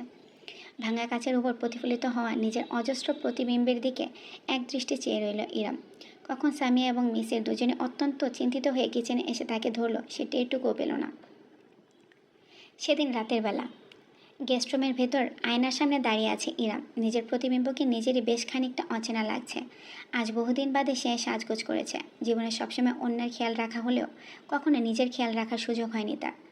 রুগ্ন পাতলা শরীরে ঢোলা গাঢ় সবুজ চুমকি বসানো ডিজাইনের কামিজ জড়ানো সামিয়া অনেক শখ করে কিনে এনেছেন। সাইবানের বিয়েতে যেহেতু হঠাৎ করেই হচ্ছে, তিনি চান অন্তত আজ রাতে ছোট করে একটা মেহেদি অনুষ্ঠান করতে। অনুষ্ঠান বলতে খাওয়া দাওয়ার আয়োজন। মেহেদি আর্টিস্ট বুক করা হয়েছে। এমনিতেও এসব জিনিসের প্রতি একদম মন নেই ইরামের। উপরন্তু সকালের ঘটনাটা এখনও মন থেকে বের করতে পারছে না সে। সাইবানের চেহারাটা স্মরণে আসলে নিজেকে কেমন অপরাধী লাগছে তার। অরণ্যের মানদণ্ডে সাইবানকে মেপে ফেলেছে সে। তখন না বুঝলেও এখন তার খারাপ লাগছে। মনের ভেতর একটা অশুভ চিন্তা উকি দিচ্ছে। সাইবান শেষ যে কথাটা তাকে বলে গিয়েছে সেটাও ভীষণ গায়ে লেগেছে। হাঁটুর বয়সী একটা ছেলে এভাবে তার মুখের উপর বলে গেল, আর সে দাঁড়িয়ে দাঁড়িয়ে শুনল। সব কিছু মিলে ইরাম এখন অথই দ্বিধাদ্বন্দ্বে ভুগছে। জরিদার লালচে সোনালি পাড়ের ওড়নাটা গায়ে জড়াতে জড়াতে ইরাম আরেক দফায় নিজের প্রতিবিম্বকে দেখল। ভিন্ন একজন মানুষ তাকিয়ে আছে তার দিকে। ইজান কোলে আসার পর থেকে সময় করে নিজের চুল আঁচড়ানোর প্রয়োজন বোধ করেনি। ত্বকের যত্ন নেওয়ার সুযোগ পায়নি। হয়নি নিজের শারীরিক ক্ষতি পুষিয়ে দেওয়ার সুযোগ। তবুও হালকা মেকআপের প্রলেপে এবং গয়নার সজ্জায় তাকে মন্দ লাগছে না। তাজা গোলাপের মালা হাতে বেঁধে এবং চুলে গুজে শেষমেশ নিজের সাজসজ্জার ক্ষান্ত হয়ে ইরাম বাইরে বেরিয়ে এলো। বাড়ির লিভিং রুমটা বেশ সুন্দর করে সাজানো হয়েছে। মরিচাবাতি এবং পর্দার ঘেরা চারিপাশ। সোফা সরিয়ে মেঝেতে কার্পেট বিছিয়ে দেওয়া হয়েছে। তাতে মেহেদি, মিষ্টি, ফলমূল ইত্যাদির ডালা সাজানো। মেহেদি আর্টিস্ট ইতিমধ্যে চলে এসেছে। কার্পেটে বসে এই মুহূর্তে সারিকার হাতে মেহেদি পরিয়ে দিচ্ছে। একপাশে সামিয়ার কোলে চুপটি করে বসে ইজান বড় বড় চোখ মেলে চারপাশ দেখছে। সুগন্ধা একটা ঝুনঝুনি নাড়িয়ে তার আকর্ষণ ধরে রাখতে চাইছে। বাড়ির একমাত্র জামাই মিসির হলুদ একটা পাঞ্জাবি পরেছে। তাতে হাতে মোবাইল ফোন পায়চারি করতে করতে কারোর সঙ্গে কথা বলছে। খুব সম্ভবত বিয়ের কোনো কাজ নেই। মোটামুটি সকলকে দেখতে পেল। সাইবানকে কোথাও চোখে পড়ল না ইরামে। তার বন্ধুবান্ধবদের আসার কথা ছিল, এসেছে কিনা কে জানে। আরে কি সুন্দর লাগছে তোকে। আমি জানতাম আমার চয়েস ভালো, তবে এতটাও ভালো ভাবতেই পারিনি। সামিয়া মন্তব্য করতে চোখ ঘুরে ইরামের দিকে তাকালো সারিকা। আপাতমস্তক রমেনীকে পর্যবেক্ষণ করে দৃষ্টি ফিরিয়ে নিল বিতৃষ্ণায়। খাচ্ছে পড়ছে আমাদের টাকায়, আবার যত সব ঠং। কথাটা সারিকা মৃদু গলায় বলল, পেছন থেকে ইরাম স্পষ্ট শুনতে পেল। তবে বাইরের মানুষের সামনে তেমন কোনো মন্তব্য না করার সিদ্ধান্ত নিল। ইজানকে আদর করে এসে অতঃপর কার্পেটে পা ছড়িয়ে বসল সে। মেহেদি আর্টিস্ট তার হাতে নিজের কারুকার্য রচনা শুরু করলো তৎক্ষণাৎ। বিষয়টা খুবই বিরক্তকর। এত দীর্ঘ সময় ধরে একটানা এভাবে বসে থাকা। ইরাম সব থেকে সংক্ষিপ্ত এবং সিম্পল ডিজাইনের বেছে নেওয়ার পরেও পাক্কা 2 ঘন্টা সময় লাগলো সম্পূর্ণ শেষ হতে। বসে থাকতে থাকতে ইতোমধ্যে ইরামের পিঠ ধরে গিয়েছে। অবশ্যই আসছে হাত পা। মেহেদি আর্টিস্ট মেয়েটা তাকে নরম গলায় শুধালো, আপু, আপনার হাজব্যান্ডের নামটা? চোখ পিটপিট করলো ইরাম। হাজব্যান্ডের নাম দিয়ে কী হবে? মেহেদির ডিজাইনের ভেতর একটা জায়গায় লুকিয়ে লিখে দেবো, পরে হাজব্যান্ড খুঁজে বের করবে ওনার নাম কোথায় লেখা আছে। এসব আজব ট্র্যাডিশন কবে উদ্ভব হলো? ভ্যাবাচেকা খেয়ে গেল মেহেদি আর্টিস্ট। না মানে এটা ট্রেন্ড, সবাই করে ভাই। সবাই করলে কি আমাকেও করতে হবে? বলতে বলতে ইরামের চোখ পড়ল সারিকার দিকে। তার মেহেদি পড়া শেষ। মিসির একটা হেয়ার ড্রায়ার নিয়ে এসেছে। তার পাশে বসে হাতে ড্রায়ার চালিয়ে দ্রুত শুকিয়ে নিতে সাহায্য করছে। দৃশ্যটা মনোরম, অথচ সারিকা কেমন শকুনি দৃষ্টিতে ইরামকে দেখছে। মাথা ঝাঁকিয়ে শেষমেশ সুর পাল্টে ইরাম মেহেদি আর্টিস্টকে বলল, আচ্ছা লিখুন। কোথায় লিখবেন?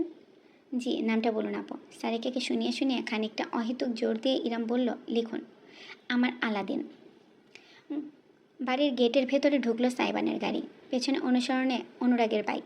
ভেতরে বিয়ে সম্পর্কিত একটা অনুষ্ঠান হচ্ছে, সেটা সাইবানের পোশাক আশাকে বোঝা যাবে না।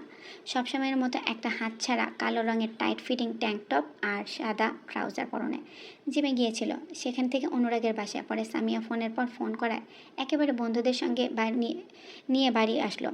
সাইবান গাড়ির দরজা খুলে বেরোলো। তার ঠোঁটে ঝুলছে সিগারেট। আজ সারাদিন সেবন করা 6 নম্বরটা।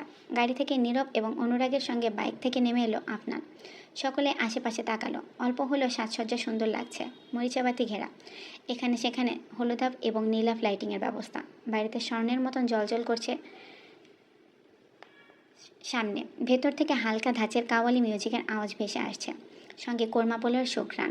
সকলে বেশ উৎসাহ নিয়ে আশপাশ দেখতে লাগলো। অন্যরা খেটে গিয়ে সাইবানের ঠোঁটে থেকে সিগারেটটা কেড়ে নিয়ে মাটিতে ফেলে জুতা দিয়ে পিষে ফেলল। বিরক্ত বোধ করলো সাইবান। কী সমস্যা? আজ বাদে কাল তোর বিয়ে, আর তুই এখন সিগারেট ফুঁকে যাচ্ছিস? আমি সিগারেট খাবো, গাঁজা টানবো, মদ গিলবো, তোর কি সমস্যা তাতে? আর বিয়ে? তাচ্ছিল্যের হাসি হাসলো সাইবান। ওইসব বিয়ে টিয়ে হলো ভুংভাং। আমার জায়গায় থাকলে বুঝতি। তোর এত শখ হলে আমার বদলে তুই বিয়েটা করে ফেল, কেমন? ধর্ম আলাদা না হলে হয়তো ভেবে দেখতাম। অনুরাগের কথায় ভ্রুকুটি করল সাইবান। অনুরাগ সিনহা ধর্মে সনাতনী, কিন্তু বন্ধুদের মাঝে এখনও জাতপাত ধর্ম বিষয়ক কোনো পার্থক্য উঠে আসেনি। আফনান এবং নীরবের সাথে সাইবান অনুরাগের সঙ্গে বেশি মিশুক। আফনানরা এসেছে অনেক পরে। সেখানে অনুরাগ তার স্কুল জীবনের বন্ধু, তাই অন্য সকলের থেকে ছেলেটা তাকে একটু বেশি বুঝতে পারে। কী ভেবে দেখতে আমার হবু বউকে বিয়ে করবি সেটা আরেকবার ভাব দেখি। সাইবান, না না সোনা, ওসব বললে হবে না। ভাব শুধু তুই একবার আমার সামনে ভাব, এক্ষুনি ভাব। তোর মাথায় শিল্পাটা ভেঙে ভাবনা খুঁচিয়ে দেবো একদম। অনুরাগ আর সাইবানের কথোপকথনের মাঝখানে আফনান আর নীরব কাছে ঘেসে দাঁড়ালো। নীরব শেষ বাজিয়ে হঠাৎ জিজ্ঞেস করলো, আন্টি কোথায়? আন্টিটাকে দেখছি না যে। সাইবান ভ্রু কুচকে বলল, মম মম তো বিজি। আরে না, তোর হবু বউ আন্টিটা। আফনান আর নীরব একে অপরের সাথে হাই ফাইভ করে অট্ট হাসি হেসে উঠল। সাইবান এবং অনুরাগ দুজনে খানিকটা বিব্রত হয়ে পড়ল। অনুরাগ বলে উঠল, এই এসব কোন ধরনের দুষ্টামি? দুষ্টামির একটা লিমিট আছে, কাউকে অসম্মান করে কথা বলবি না। আপনি কবে থেকে এত সাধু হয়ে গেলেন অনুরাগ দাদা? কটাক্ষ করে খিলখিলে হাসলো আফনান। নীরব তাল দিয়ে বলল, ওই বুড়ি আমাদের কচি বন্ধুর গলায় ঝুলে যাবে, আর আমরা বুড়িকে বুড়ি বলতে পারবো না? এই সাইবান, ডাক না আন্টিটাকে, আমরা একটু সালাম করব, দোয়া করে দেখ আমাদের। আফনানের কথার ভিত্তিতে সাইবান চুপ করে রইল। তারপর আনমনে অস্বস্তি ভাবটা ঝেড়ে ফেলার চেষ্টা করে বলল, আছে হয়তো ভেতরে কোনো কোথাও। মেয়ে মানুষের কাজ কাম আমি বুঝি না। মেয়ে আন্টি বল আসসালামু আলাইকুম। হঠাৎ করে বন্ধুদের কথোপকথনের মাঝে ভেসে এলো একটা স্নিগ্ধ মেয়েলি কণ্ঠস্বর। সকলে নিজেদের জায়গায় জমে গেল। সাইবান ঝট করে পেছন ফিরে তাকালো। বাড়ির দরজা পেরিয়ে সিঁড়ি টপকে হেঁটে হেঁটে আসছে ইরাম। চারপাশে সাজানো মরিচাবাতির আলোয় ইরামের পরনের গাঢ় সবুজ ডিজাইনের সালোয়ার কামিজ এবং হাত ভর্তি টকটকে মেহেদির কারুকার্য ক্ষণিকের জন্য সাইবান সহ তার সমস্ত গ্রুপকে বাকরুদ্ধ করে দিল। না চাইতেও সকলে চেয়ে রইল। ইরাম মুচকি হাসল।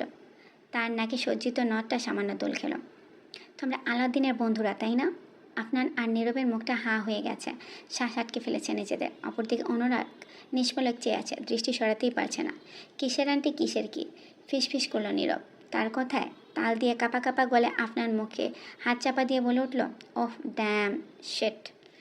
ইরাম তাদের সামনে এসে দাঁড়ালো। অনুরাগ ততক্ষণে লজ্জা পেয়ে চোখ সরিয়ে নিয়েছে, কিন্তু বাকিরা আহাম্মকের মতো চেয়ে আছে। আমি ইরাম কিবরিয়া, তোমাদের দেখে ভালো লাগলো। বাইরে দাঁড়িয়ে আছো কেন? ভেতরে আসো। আন্টি, না মানে ভাবি, আপু, ওয়ালাইকুম আসসালাম।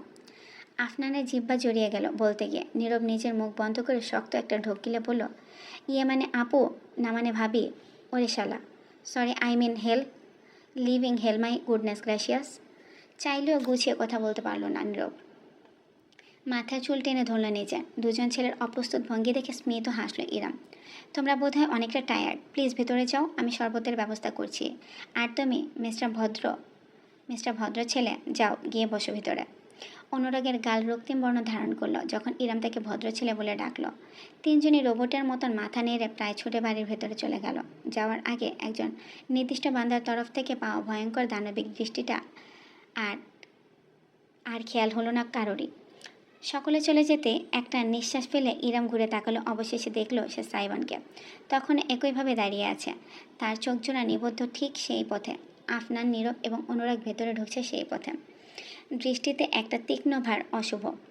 আলাদিন, নরম গলায় বলল ইরাম। সাইবান চোখ ঘুরিয়ে তাকে দেখলো। আপাতমস্তক পর্যবেক্ষণ করলো সে ইরামকে। খুঁটিয়ে খুঁটিয়ে মাথার চুল থেকে পায়ের পাতা অবধি 1 ইঞ্চিও বাদ পড়ল না। ওই চোখের মাঝে এতটাই গভীরতা যে ইরামের মনে হলো অথই সাগরে ডুবে যাচ্ছে সে। সাইবান কোনো রাগঢাক করছে না। জিভ গালে ঠেকিয়ে নির্লজ্জের মতো তাকে দেখে যাচ্ছে তো যাচ্ছে। দীর্ঘ একটা প্রশ্বাস টেনে নিজেকে শান্ত করে রেখে ইরাম বলতে গেল, আজকে সকালের জন্য আমি। কথাটা ইরাম শেষ করতে পারল না। সাইবানের উপর পাশ থেকে পশুর মতো কিছু একটা ঝাঁপিয়ে পড়ল। ইরামের দিকে তাকিয়ে থাকায় মস্তিষ্ক ঝিম ধরে গিয়েছিল বেচারা। বিপদের আঁচটুকু টের পায়নি। এত ক্ষিপ্রতায় ঘটনাটা ঘটল যে তাল রাখতে বেগ পোহাতে হলো ইরামকে। সে শুধু দেখলো সাইবান মাটিতে আছড়ে পড়েছে। তার বুকের ওপর চড়ে বসে ক্রমাগত মুখে ঘুষি হাঁকিয়ে যাচ্ছে একটা বছর 15-16 কিশোর ছেলে। স্কাউন্ড্রেল বাস্টার্ড, আমার বোনকে বিয়ে করবি তুই? আমার বড় আপুকে? শালা লুইচ্চা 420, বিয়াদবের বাচ্চা, চোখ তুলে দেখ তুই শুধু। আমার আপুকে ফাঁসিয়ে বিয়ে করা তোর পেছন থেকে বের বের করে দেব আমি। ইহান আটকে উঠল ইরাম। হতবিহ্বল হয়ে দেখল তার আপন ছোট ভাই কিভাবে বিনা বিরামে সাইবানের শরীরে একের পর এক ঘুষে হাঁকিয়ে যাচ্ছে তীব্র আক্রোশে। এর বাবা রইজুল কিবরিয়া মারা যান যখন ইরামের বয়স 17। মৃত্যুটাও ছিল অনাকাঙ্ক্ষিত। ফুটপাত দিয়ে হেঁটে যাচ্ছিলেন, নিয়ন্ত্রণহীন বাস এসে সোজা তাকে পিষে চলে গিয়েছে। এই দেশে নিয়মকানুন মেনে চলা মানুষের জীবনের কোনো মূল্য নেই। বাবার চলে যাওয়ার পর সেই শোকে ইরামের মা মানসিক ভারসাম্য হারিয়ে বসেন। তিনি জীবিত ছিলেন ঠিকই, কিন্তু মস্তিষ্ক প্রাপ্তবয়স্কদের মতো কাজ করা বন্ধ করে দিয়েছিল। ইরাম বাড়ির বড় মেয়ে, তার ছোট দুটো ভাই রাহাত আর ইহান। রাহাত তাও যা একটু বড় ছিল, ইহান একেবারে কোলের শিশু। মুহূর্তেই গোটা পরিবারের দায়িত্ব এসে পড়ে কিশোরী ইরামের ওপর। দুই ভাই তাদের পড়ালেখা, মায়ের দেখভাল, চিকিৎসার খরচ, সাংসারিক ব্যয়, নিজের পড়ালেখা, জীবনযাপনের সব কিছু। যেখানে প্রাপ্তবয়স্করাও এত কঠিন দায়িত্বে হিমশিম খায়, সেখানে ইরাম লড়ে গিয়েছে বছরের পর বছর ধরে। মায়ের চিকিৎসা জারি রেখেছে, ছোট দুই ভাইকে পড়ালেখা শিখিয়ে মানুষ করেছে। তার নিজের দিকটা কোনো দিন দেখা হয়নি। বছরে নিজের জন্য একটা পোশাক নেওয়া হতো না, কিন্তু ভাইদের কমতিতে রাখিনি সে কোনো দিন। সকালে নিজের পড়াশোনা, বিকেলে কোচিং সেন্টারে পড়ানো, সন্ধ্যা থেকে রাত অবধি টিউশনি। নিজের জন্য কোনো সময়ই তার রাখা হয়নি কখনো। ভাইদের জীবনে সে কোনো বড় বোন ছিল না, ছিল মায়ের ভূমিকা। নিজের পরিবারটা চালাতে খাটতে খাটতে কখন যে বয়সটা 30 হয়ে গিয়েছিল সেটি এরও পায়নি। এরপরই তার জীবনে এলো অরণ্য, যে অরণ্য তাকে একটা সময় কখনো না পাওয়া সুখের স্বপ্ন দেখিয়েছিল। সেই অরণ্যে অতি যত্ন নিয়ে তার সবটুকু সুখ ধ্বংস করে দিয়ে গেল। সাইবানদের বাড়ির লিভিং রুমে জটলা পাকিয়েছে সকলে। সাইবান সোফায় বসে আছে। সামিয়া ছেলের পাশে বসে তার গালে আইস প্যাক চেপে রেখেছেন। ছেলেটার চোখের দৃষ্টি অত্যন্ত তীক্ষ্ণ। ধারালো নজরে সে দেখছে খানিকটা দূরে দাঁড়ানো ইহানকে। কিশোর ছেলেটাও কম যায় না, ভ্রুকুচকে অত্যন্ত ঘৃণা নিয়ে দেখে যাচ্ছে সাইবানকে।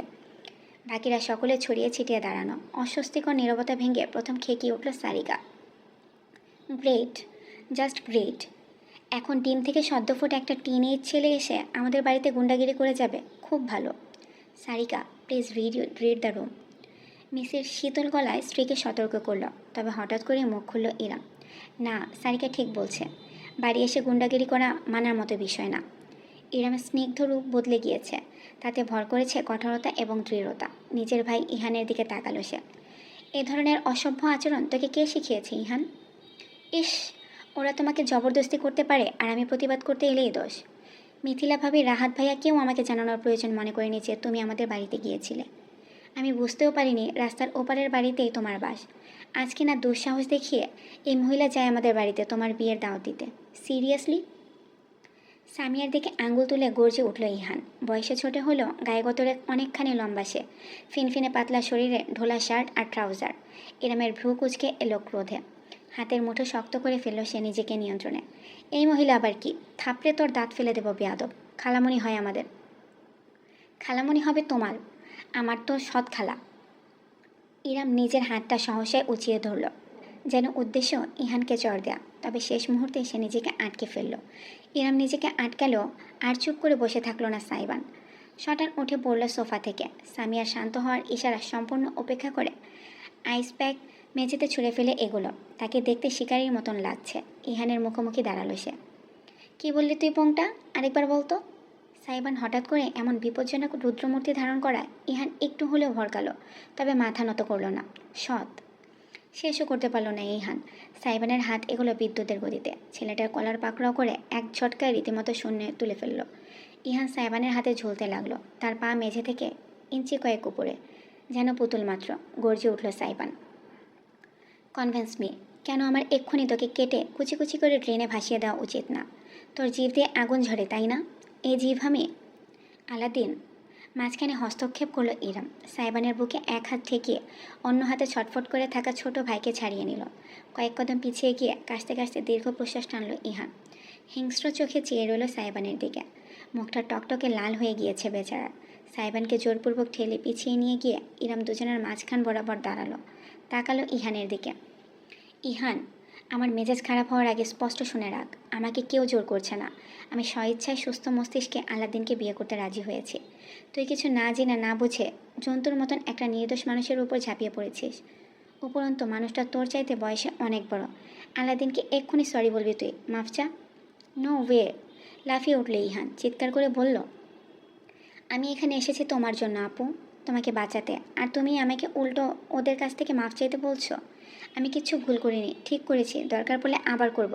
কিসের বিয়ে কিসের কি, এই বিয়ে আমি মানি না। ওই বদমাইশটাকে আমি চিনি না মনে করেছ? পুরো এলাকার ফেমাস ওর কেচ্ছাকৃতি। আমি এমন কারোর সাথে তোমার বিয়ে কিছুতেই হতে দেব না।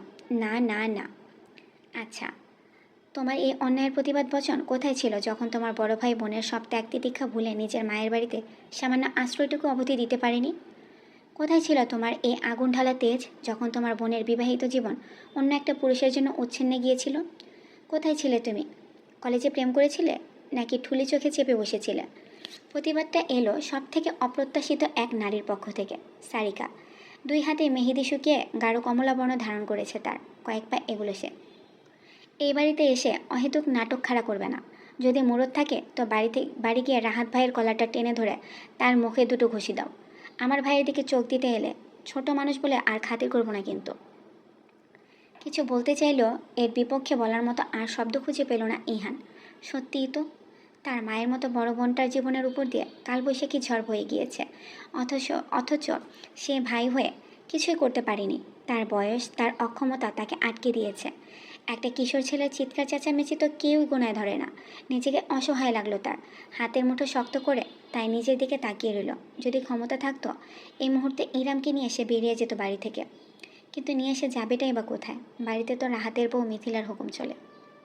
ছোট ভাইয়ের আর্তনাদ খেয়াল করে খানিকটা নমনীয় হলো ইরাম। এগিয়ে গিয়ে ইহানের বাহু ধরে তাকে টেনে এক কোণে নিয়ে গেল। অতঃপর ভাইকে কাছে টেনে তার কপালের পাশে ঠোঁট ছুঁয়ে ফিসফিস করে মৃদু গলায় বলল, আমি একদম ঠিক আছি ভাই, বিশ্বাস কর। ওরা কেউ আমাকে জোর করছে না। আমি যা করছি ভেবে চিন্তে করছি। খালামণির মতো ভালো মানুষ দুটো হয় না। ওরা সবাই আমাকে এ বাড়িতে নিজেদের পরিবারের সদস্যদের মতনই মেনে নিয়েছে। রইল বাকি আলাদিন, ওর তো নিজের জীবনটাই নষ্ট হয়ে গিয়েছে আমার জন্য। তবুও মানবিকতার খাতিরে ও আমায় গ্রহণ করে নিয়েছে। তুই ভুল বুঝিস না। মাথা ঠান্ডা করে বাসায় যা, আমি পরে তোর ভালো মতো কথা বলবো তোর সাথে, প্রমিস। ইহান একটা দীর্ঘ প্রশ্বাস টেনে মাথা দুলিয়ে সায় জানালো। শরীর থেকে সব রাগ তার বেরিয়ে গিয়েছে শুধু বড় বোনের আদুরে ছোঁয়ায়। সকলের দিকে অত্যন্ত বিতৃষ্ণার দিকে তাকিয়ে একবার তাকালো ইহান, আর ঝামেলা করলো না। চুপচাপ হনহন করে হেঁটে বাড়ি থেকে বেরিয়ে গেল। সে চলে যেতে একটা স্বস্তির নিঃশ্বাস ফেলে ইরাম ঘুরে দাঁড়ালো, সবার উদ্দেশ্যে চেয়ে বলল, আমার ভাইয়ের কাজের জন্য আমি খুবই লজ্জিত এবং দুঃখিত। সবাই প্লিজ ক্ষমা সুন্দর দৃষ্টিতে দেখবেন। মেহেদি রাতটা কিছুক্ষণ পরে আবার আগের মতো জমজমাট হয়ে উঠল মিসির এবং সাইবানের বন্ধুদের প্রচেষ্টায়। ইজান হয়ে গিয়েছে গ্রুপের মধ্যমণি, তাকে নিয়ে কারো আগ্রহের শেষ নেই। ইরামের হাতের মেহেদি প্রায় শুকিয়ে এসেছে, তাই সুগন্ধাকে কাজে হাতে হাতে সাহায্য করল সে। ট্রেতে করে শরবত নিয়ে এসে সকলকে পরিবেশন করে দিল। আফনান, নীরব এবং অনুরাগ আরেক দফায় তাকে দেখল। বয়স শুনে যেমন চিত্র তারা মনে কল্পনা করে রেখেছিল, ইরাম তেমনটা নয়। এ কারণে সকলে খানিক অবাক হয়ে গেল। এমনটা নয় যে ইরাম বেশ সুন্দরী, তার মুখবর্ণ উজ্জ্বল শ্যামলা, বয়সে 30-এর কোঠায়, সেটাও বোঝা সম্ভব তার অভিব্যক্তিতে। যুবতী মেয়েদের ভেতর একটা চাঞ্চল্য থাকে, সেখানে ইরামের ভেতরে রয়েছে শীতলতা, প্রশান্ত অনুভব। বয়সের সঙ্গে মানানসই তার চালচলন। ইজান কেঁদে উঠলে যেভাবে ছেলেকে সামলাচ্ছে, অপরদিকে কাজেও বেশ সাহায্য করছে, সেটা দেখলেই তার পারদর্শিতার পরিচয় পাওয়া যায়। ইরাম আর সাইবানকে হুট করে পাশাপাশি দেখলে সত্যিই ভীষণ বেমানান লাগে। তবে সময়ের সাথে সাথে মনে হয় দুজনকে এক অপরের সঙ্গে অদ্ভুতভাবে মানিয়েছে। মূলত সেই কারণে বন্ধুদের দল হঠাৎ করে ইরামকে দেখে বিস্মিত হয়ে গিয়েছিল। তাদের ইম্যাচিওর ডিজে এক ম্যাচিওর মেয়ের সঙ্গে জুড়ে যাচ্ছে, বিষয়টা ভাবলেও কেমন অবান্তর মনে হচ্ছে। সাইবানের মতো পাগলাটে ঘোড়ার সঙ্গে ইরামের মতন শান্তশিষ্ট প্রয়োজনের রুষ্ট নারী কীভাবে একটা সংসার সাজাবে, সেটা কল্পনা করার সাধ্য আপাতত কারো হচ্ছে না। বন্ধুদের দল থেকে খানিকটা সময়ের জন্য নিজেকে ছাড়িয়ে অনুরাগ এলো কিচেনে। তার হাতে মিষ্টি লেপটে গিয়েছে, কেমন চিটচিটে লাগছে। এ বাড়ির নারী নক্ষত্র তার চেনা, সে ছোটবেলা থেকেই যাতায়াত। কোথায় কী আছে তার সব মুখস্থ। সিঙ্কে হাত ধুয়ে তোয়ালেতে হাত মুছে নিচ্ছিল সে। ঠিক এমন সময় পেছনে ভিন্ন এক অস্তিত্বকে টের পেল। সুঘ্রাণটা নাকে এসে ঠেকল। ওই শরীরের ঘ্রাণ তার খুব চেনা, ভুল হওয়ার কোনো সুযোগই নেই। কেমন আছেন অনুরাগ? ধীরে সুস্থে ঘুরে দাঁড়ালো অনুরাগ। তার সামনে দণ্ডায়মান সারিকা জলজলে দৃষ্টিতে চেয়ে আছে। সিল্কি চুলগুলো কাঁধের দুপাশে ছড়িয়ে পড়েছে। অপূর্ব মায়া মায়া লাগছে মুখটা। কতদিন পরে দেখলো অনুরাগ মুখটা, হিসেব নেই। দৃষ্টি ছড়িয়ে গেল সে, তাকালো তির্যকভাবে সারিকা যেখানে দাঁড়িয়ে, ঠিক তার পেছনের টেবিলের দিকে। ভালো, এক শব্দে জবাব দিল অনুরাগ। সারিকাও বুঝি কথা হারিয়ে ফেলেছে। নীরবে দাঁড়িয়ে নিজের পায়ের দিকে তাকিয়ে রইল রমণী। অনুরাগ গলা খাকারি দিয়ে সোজা হয়ে দাঁড়ালো। কতদিনের জন্য আসা হলো? বিয়ে শেষে চলে যাবেন? চোখ পিটপিট করলো সারিকা, যেন ঘর থেকে বেরিয়ে এসেছে। তেমনটাই পরিকল্পনা ছিল, কিন্তু আমাদের অ্যাপার্টমেন্ট রিনোভেশনের কাজ শুরু হয়েছে। ও চায় আমি ততদিন বাবার বাড়িতেই থাকি। ও, পরিহাসের হাসি হাসল অনুরাগ। একটুখানি ঠিক পরক্ষণে নিজেকে সামলে নিল। চোখে আঙ্গুল চালিয়ে সোজা হয়ে দাঁড়ালো। যাকে শুনে ভালো লাগলো যে আপনি সুখে আছেন। সারিকার ঠোঁটে অতি সূক্ষ্ম এক বেদনার হাসি ফুটল বুঝি। অনুরাগ দেখল না, দেখতে চায় না, শুধু কষ্ট বাড়ে। আমি চাই, আমাকে বোধ হয় ওরা খুঁজছে। একটা বাহানা দিয়ে হন করে কিচেনের বাইরের দিকে এগুলো অনুরাগ।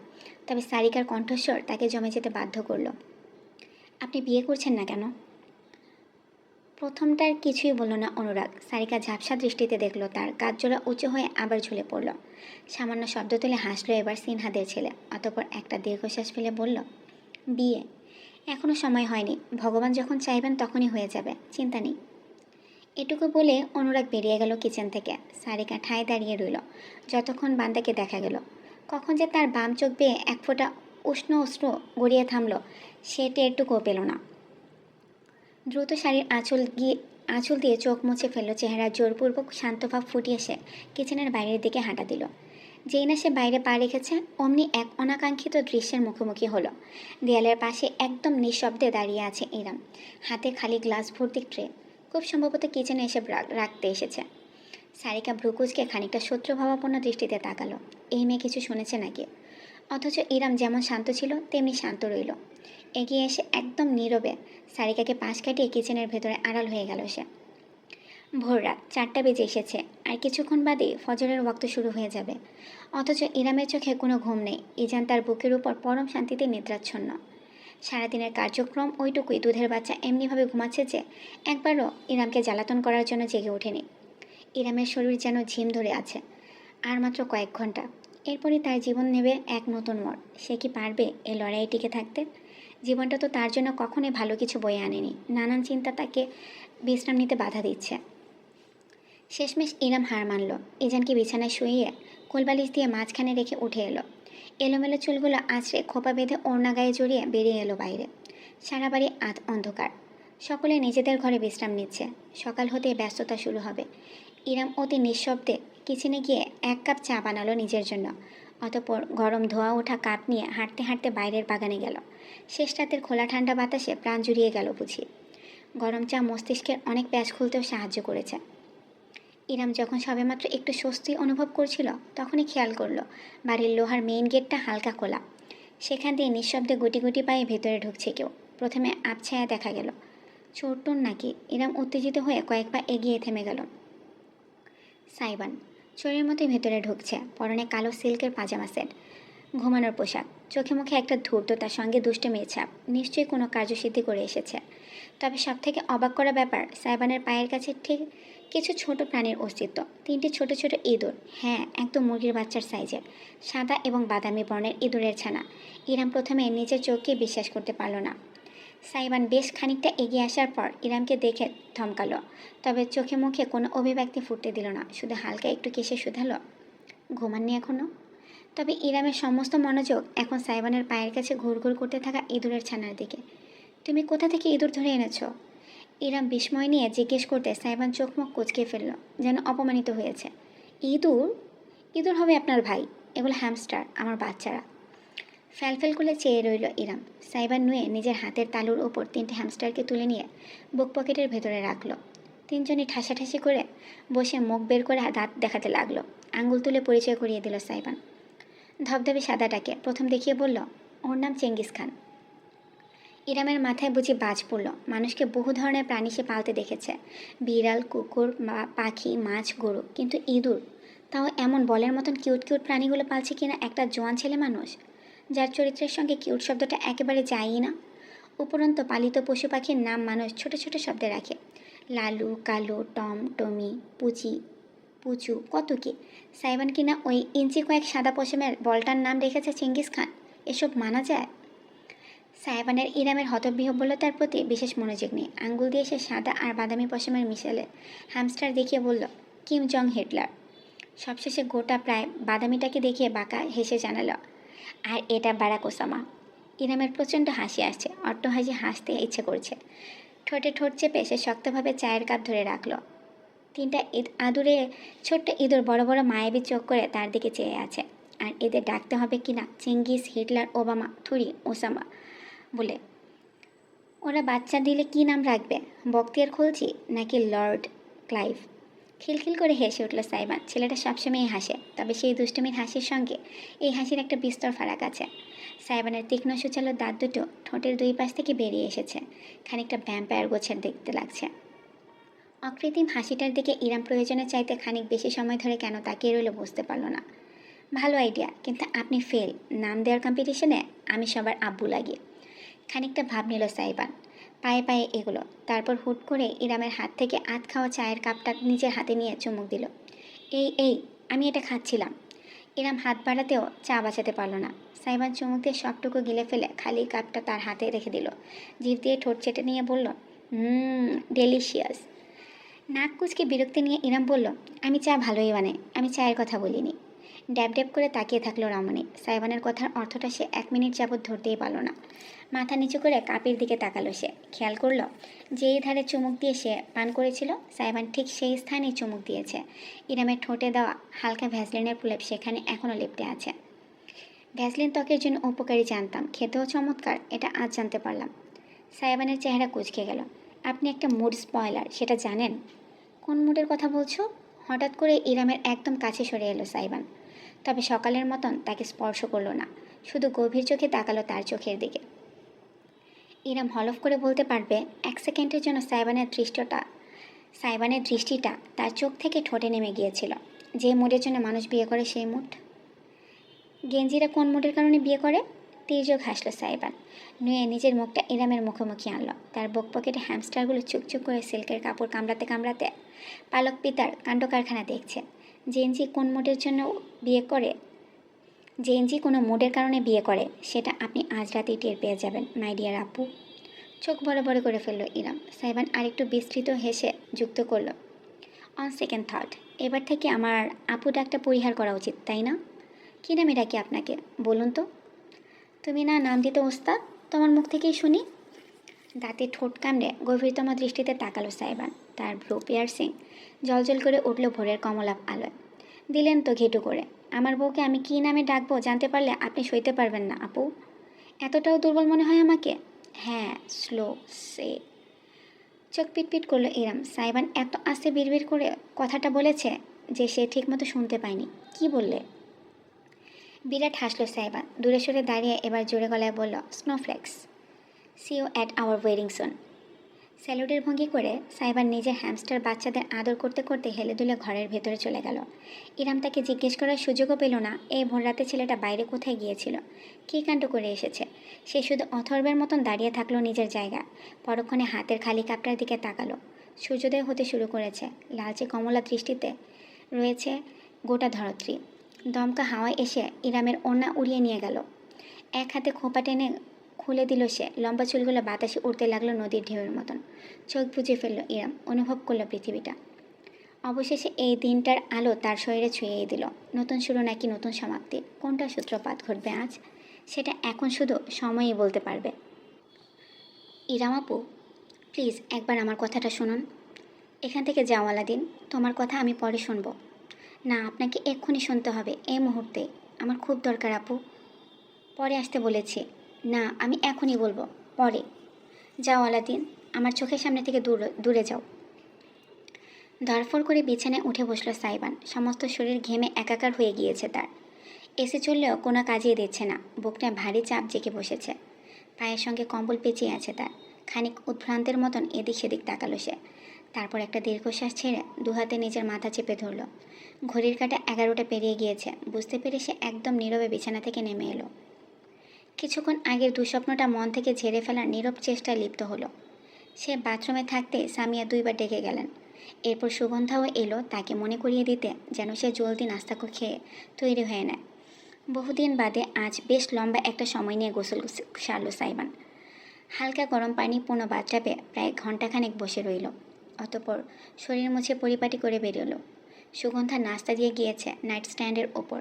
একটা পরোটা অর্ধেকটা ছিঁড়ে মাংসের ঝোল মাখিয়ে গোটা মুখে দিয়ে সে ক্লোজেট থেকে পোশাক বের করে নিল। একটা কালো শার্ট, কালো ফর্মাল প্যান্ট, ওপরে কালো হাতাবিহীন ভেস্ট। আয়নার সামনে দাঁড়িয়ে একে একে সবগুলো গায়ে জড়াতে জড়াতে নিজের ভাবনার দুনিয়ার ক্ষণিকের জন্য হারিয়ে গেল সাইবান। টেরও পেল না কখন আফনান, অনুরাগ আর নীরব তার রুমের ভেতরে চলে এসেছে। নীরবের হাতে একটা বিশাল বড় ফ্লাওয়ারের বুকে, এতটাই ভারী যে বেচারা একা ধরে রাখতে পারছে না। আফনানের সাহায্য লাগছে। দুজনের পরনেই ডিজাইনার পাঞ্জাবি, একমাত্র অনুরাগ ফর্মাল স্যুট পরেছে। তিনজনই সাইবানকে তৈরি হতে দেখে খানিক অবাক হলো। তোর বিয়েতে তুই কালো পোশাক পরেছিস কেন? প্রশ্নটা করলো আফনান। সাইবান আয়নার প্রতিফলনের কারণে পেছনে দাঁড়ানো বন্ধুদের দেখলো, তারপর মুচকি হেসে টাই বাঁধতে বাঁধতে উত্তর করলো, শোক দিবসে মানুষ কালোই পড়ে। খিলখিল করে হেসে উঠল সবাই, শুধু অনুরাগ বাদে। বান্দা হেঁটে গিয়ে সাইবানের মুখোমুখি দাঁড়িয়ে অগোছালো বাঁধতে থাকা টাইটা খুলে আবারও নতুন করে বেঁধে দিতে দিতে বলল, এতই শোক যখন, তখন নাচতে নাচতে বিয়ের পিড়িতে বসেছিস কেন? ও মা, আমার শোক কে বলল? শোক তো আমার বউয়ের।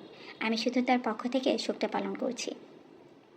চোখ টিপ দিয়ে উত্তর করল সাইবান। এবার না হেসে পারল না অনুরাগ। ছেলেটা একটা আলাদাই চিজ। নীরব মুখ টিপে বলল, দেখিস ভাই, বইয়ের শোক মেটানোর ঠেলায় বোলডোজার চালাস না। বিছানায় কাঠের উপর মায়া দয়া করিস। ব্যাপার না আমার বেড স্টিলের। বিশাল আকারের আধুনিক চকচকে কালো বর্ণের প্রলেপ দেয়া ধাতব ডিজাইনের বিছানার দিকে ইঙ্গিত করল সাইবান। বন্ধুদের নিয়ে না পারতে মুখ হাত ঘষল অনুরাগ। হায় ভগবান, তোদের নিয়ে আমি আর পারি না। আফনান আর নীরব ফ্লাওয়ার বুকেটা নিয়ে এগুলো সাইবানের হাতে তুলে দিল। বেচারা ফ্যালফেল করে চেয়ে দেখলো তাজা গোলাপ। অনেকগুলো গুনে ওঠা দেয়, তবে গোলাপ একা নয়, প্রত্যেক গোলাপের সঙ্গে জোড়ায় জোড়ায় লাগানো কিছু চকচকে সিলভার আর গোল্ডের ফয়েলের প্যাকেট। চোখ পিট পিট করলো সাইবান। নীরব বলে উঠল, happy wedding bro, with 69 roses and 69 chocolate flavour. হ্যাঁ ব্রো, আজ রাতে 70 কিলোমিটারের বেশি গতিতে গাড়ি চালানো নিষেধ। সেফটির জন্য সবসময় হেলমেট ব্যবহার করবে। অ্যাক্সিডেন্ট হলে অকালে কাটতে হবে আড়ালে। আফনান বলতেই আর সহ্য করতে পারল না সাইবান। মুখটা টকটকে হয়ে গেল তার। ফ্লাওয়ার বুকেটা তুলে সপাত সপাত বন্ধুদের মাথায় মারতে লাগলো। মারের মাঝখানে চেঁচিয়ে চেঁচিয়ে বলল, আউযুবিল্লাহি মিনাশ শাইতানির রাজিম। ফুল আর প্যাকেট সবগুলো বুকে থেকে খুলে খুলে পড়তে লাগলো মেঝেতে। আফনান আর নীরব অট্টহাসি হাসতে হাসতে বিছানায় গড়াগড়ি খেল। তবুও মার ছাড়ল না সাইবান। ঠিক অমন মুহূর্তেই রুমের ভেতরে এসে পড়ল সারিকা। কোথায় সাই, তোর হলো? ওইদিকে যে মেহমান। মেঝেতে তখন ফুল পাপড়ি আর চকচকে ফয়েলগুলো ছড়িয়ে ছিটে আছে। একমাত্র অনুরাগ দরজার কাছে। বেচারা উপায়ন্তর না পেয়ে শটান বুক চিতিয়ে মেঝেতে শুয়ে পড়ল। শরীরের নিচে আড়াল করে ফেলল সব। পা দিয়ে লাথি মেরে বাকিগুলো ড্রেসিং টেবিলের নিচে ঢুকিয়ে দিল। কোনোয়ে ভর দিয়ে হাতে মাথা রেখে এমন ভঙ্গিতে সারিকার দিকে তাকালো যেন স্যুট পরে ফ্লোরে শুয়ে থাকার চেয়ে সাধারণ ব্যাপার দুনিয়ার আর একটাও হয় না। জোরপূর্বক হাসির চেষ্টা করলো সে। হে হে হে। এই তো সাইমন রেডি প্রায়, আপনি যান, আমরা নিয়ে আসছি ওকে। সারিকা ড্যাব ড্যাব করে তাকিয়ে রইল দৃশ্যপটে। রেডি? তার ভাই বিছানার উপর উঠে বালিশ দিয়ে নিজের উপর দুই বন্ধুকে মারছে, যেন WWE বক্সিং চ্যাম্পিয়নশিপ হচ্ছে বিছানার উপর, আর সে জন সিনা। অপরদিকে অনুরাগ মেঝেতে শরীর বিছিয়ে এমনভাবে শুয়ে আছে যেন সে মাটির মানুষ আর মাটিতেও থাকতেই পছন্দ করে। এমন একটা বিষয়কে একজন মেয়ের কেমন চোখে দেখা উচিত? আচ্ছা, বিব্রত বোধ করলো সারিকা। কেন সে নিজেও জানে না। উল্টো ঘুরে গেল। সাই, তাড়াতাড়ি আয়। এটুকু বলেই সে রুমের বাইরে চলে গেল। রমণী গায়েব হয়ে যাওয়ার পরে শুধু বুকের ভেতর আটকে রাখা নিঃশ্বাসটুকু ছাড়তে পারল অনুরাগ। মেঝে থেকে উঠে এসে এক রামধমক দিল সাইবানকে। যদি তার চাষ তন্ত্রমন্ত্র জপে তোদের বান না মারি, এক্ষণ থাম, পাঠার দল কোথাকার। লিভিং রুমটা চমৎকারভাবে সাজানো হয়েছে। তাজা ফুলের সঙ্গে চকচকে কাপড়ের পর্দার খেলা। নিয়নবাতি জ্বলছে। সকাল হওয়া সত্ত্বেও ভীষণ সুন্দর দেখাচ্ছে তার চারিপাশে। মেঝের মাঝখানে বিশাল কার্পেট বিছিয়ে সকলের বসার ব্যবস্থা করা হয়েছে। ইতোমধ্যে কাজী সাহেব এবং উকিল উপস্থিত। বাড়ির জামাই মিসির দায়িত্ব নিয়ে সকল মেহমানদের খাতিরদারি করছে। নীল বর্ণের ডিজাইনের পাঞ্জাবি এবং কোট পরনে তার। সামিয়া অফ হোয়াইট বর্ণের শাড়ি পরেছেন। ছেলের বিয়ে উপলক্ষে হালকা সেজেছেন, গয়নাগাটিও পরেছেন। তদারকি করেছেন তিনি সব কিছুর যেন গাফিলতি না হয়। এমন সময় সিঁড়ি বেয়ে হাসাহাসি করতে করতে নেমে এলো সাইবানের দল। সাইবান সকলের পেছনে। সামিয়া সিঁড়ির গোড়ায় দাঁড়িয়ে মুগ্ধ নয়নে ছেলেকে দেখলেন। যদিও কালো পোশাকে বিয়ের মতন অনুষ্ঠানের জন্য ঠিক গ্রহণযোগ্য নয়, তবু সাইবানকে অতুলনীয় লাগছে। ছেলেটা তার ফর্মাল পরে খুব কম। তার কাজ এবং চালচলনে এমন স্যুট ভেস্টের দরকার পড়ে না। আজ পুরোদস্তুর প্রাপ্তবয়স্ক পুরুষের মতন লাগছে সাইবানকে। সে নিচে নেমে আসতে সামিয়া দুহাত তুলে ছেলের মুখ ছুঁয়ে দিয়ে বললেন, মাশাআল্লাহ। মায়ের মুখ পানে চেয়ে মুচকি হাসলো সাইবান। নুয়ে এলো সামান্য। সামিয়ার চোখ ছলছল করে উঠল। চোখ বুজে তাই ছেলের কপালে স্নেহে চুমু খেয়ে দিলেন তিনি। আল্লাহ যেন তোকে সব সুখ দিয়ে রাখেন। আমার ভাগ্যের হায়াত, সুখ, সৌভাগ্য সব তোর হোক, সব তোর। সাইবান পকেট থেকে রুমাল বের করে সামিয়ার চোখ মুছে দিল। তারপর পাল্টা মায়ের কপালের পাশে ঠোঁট ছুঁয়ে ফিসফিস করল, তোমার দুই যথেষ্ট। আর আমার? ঠিক তখনই পাশে উপস্থিত হলো সারিকা। বিরাট হাসি দিয়ে ভাইয়ের দিকে চেয়ে আছে সে। সাইবান মাথা ঘুরিয়ে তাকালো, বাঁকা হেসে বলল, তুই তুই উচ্ছন্নে যা। দেখেছো মম, আজ বিয়ের দিনটাও আমাকে ছাড় দিল না। তোর মুখে পোকা পড়বে বেয়াদব ছেলে। খিলখিল করে বোনকে কাছে টেনে হালকা জড়িয়ে ধরল সাইবান। তোকে একদম দুই চোখে সহ্য করতে পারি না সিস। হ্যাঁ জানি তো, বিয়ে হলে আরও ভুলে যাবে। যাব না যদি অতি সত্য আমাকে মামা বানাতে পারিস। সারিকার মুখটা লালচে হয়ে গেল। ঠাস করে ভাইয়ের বুকে থাপ্পড় দিল। ঠিক অমন সময়ে সদর দরজা দিয়ে দুজন মানুষকে ঢুকতে দেখা সারিকা সহ সকলেই থমকে গেল। রাহাত আর ইহান দুজনে নিঃশব্দে পাশাপাশি হেঁটে আসছে। ভ্রু কুঁচকে ফেলল সারিকা। এরা এখানে কি করছে? আমি ডেকেছি, উত্তর করলেন সামিয়া। দৃঢ় দৃষ্টিতে সন্তানদের দিকে চেয়ে বললেন, হাজার হোক ওদের বোনের বিয়ে, ওদেরও হক আছে। সাইবান কি ভাবছে বোঝা না গেলেও সারিকাকে ভীষণ অসন্তুষ্ট মনে হলো। তবে মায়ের উপরে কোনো কথা সে বলল না। কিছুক্ষণ বাদে সবাই কার্পেটের ওপর বসল। কাজী সাহেবের মুখোমুখি বসেছে সাইবান। তার পাশের জায়গাটা ফাঁকা রাখা হয়েছে। তার অন্য পাশে অনুরাগ এবং মিসির বসেছে। অনুরাগের কোলে ইজান। সুতির পোশাক পরানো হয়েছে ইজানকে। একদম বাধ্য ছেলেটি হয়ে সে অনুরাগের কোলে বসে বসে একটা খেলনা গাড়ি নিয়ে খেলছে। সাইবান আর চোখে কেন যেন বেশ কয়েকবার ইজানকে ঘুরে ফিরে দেখল।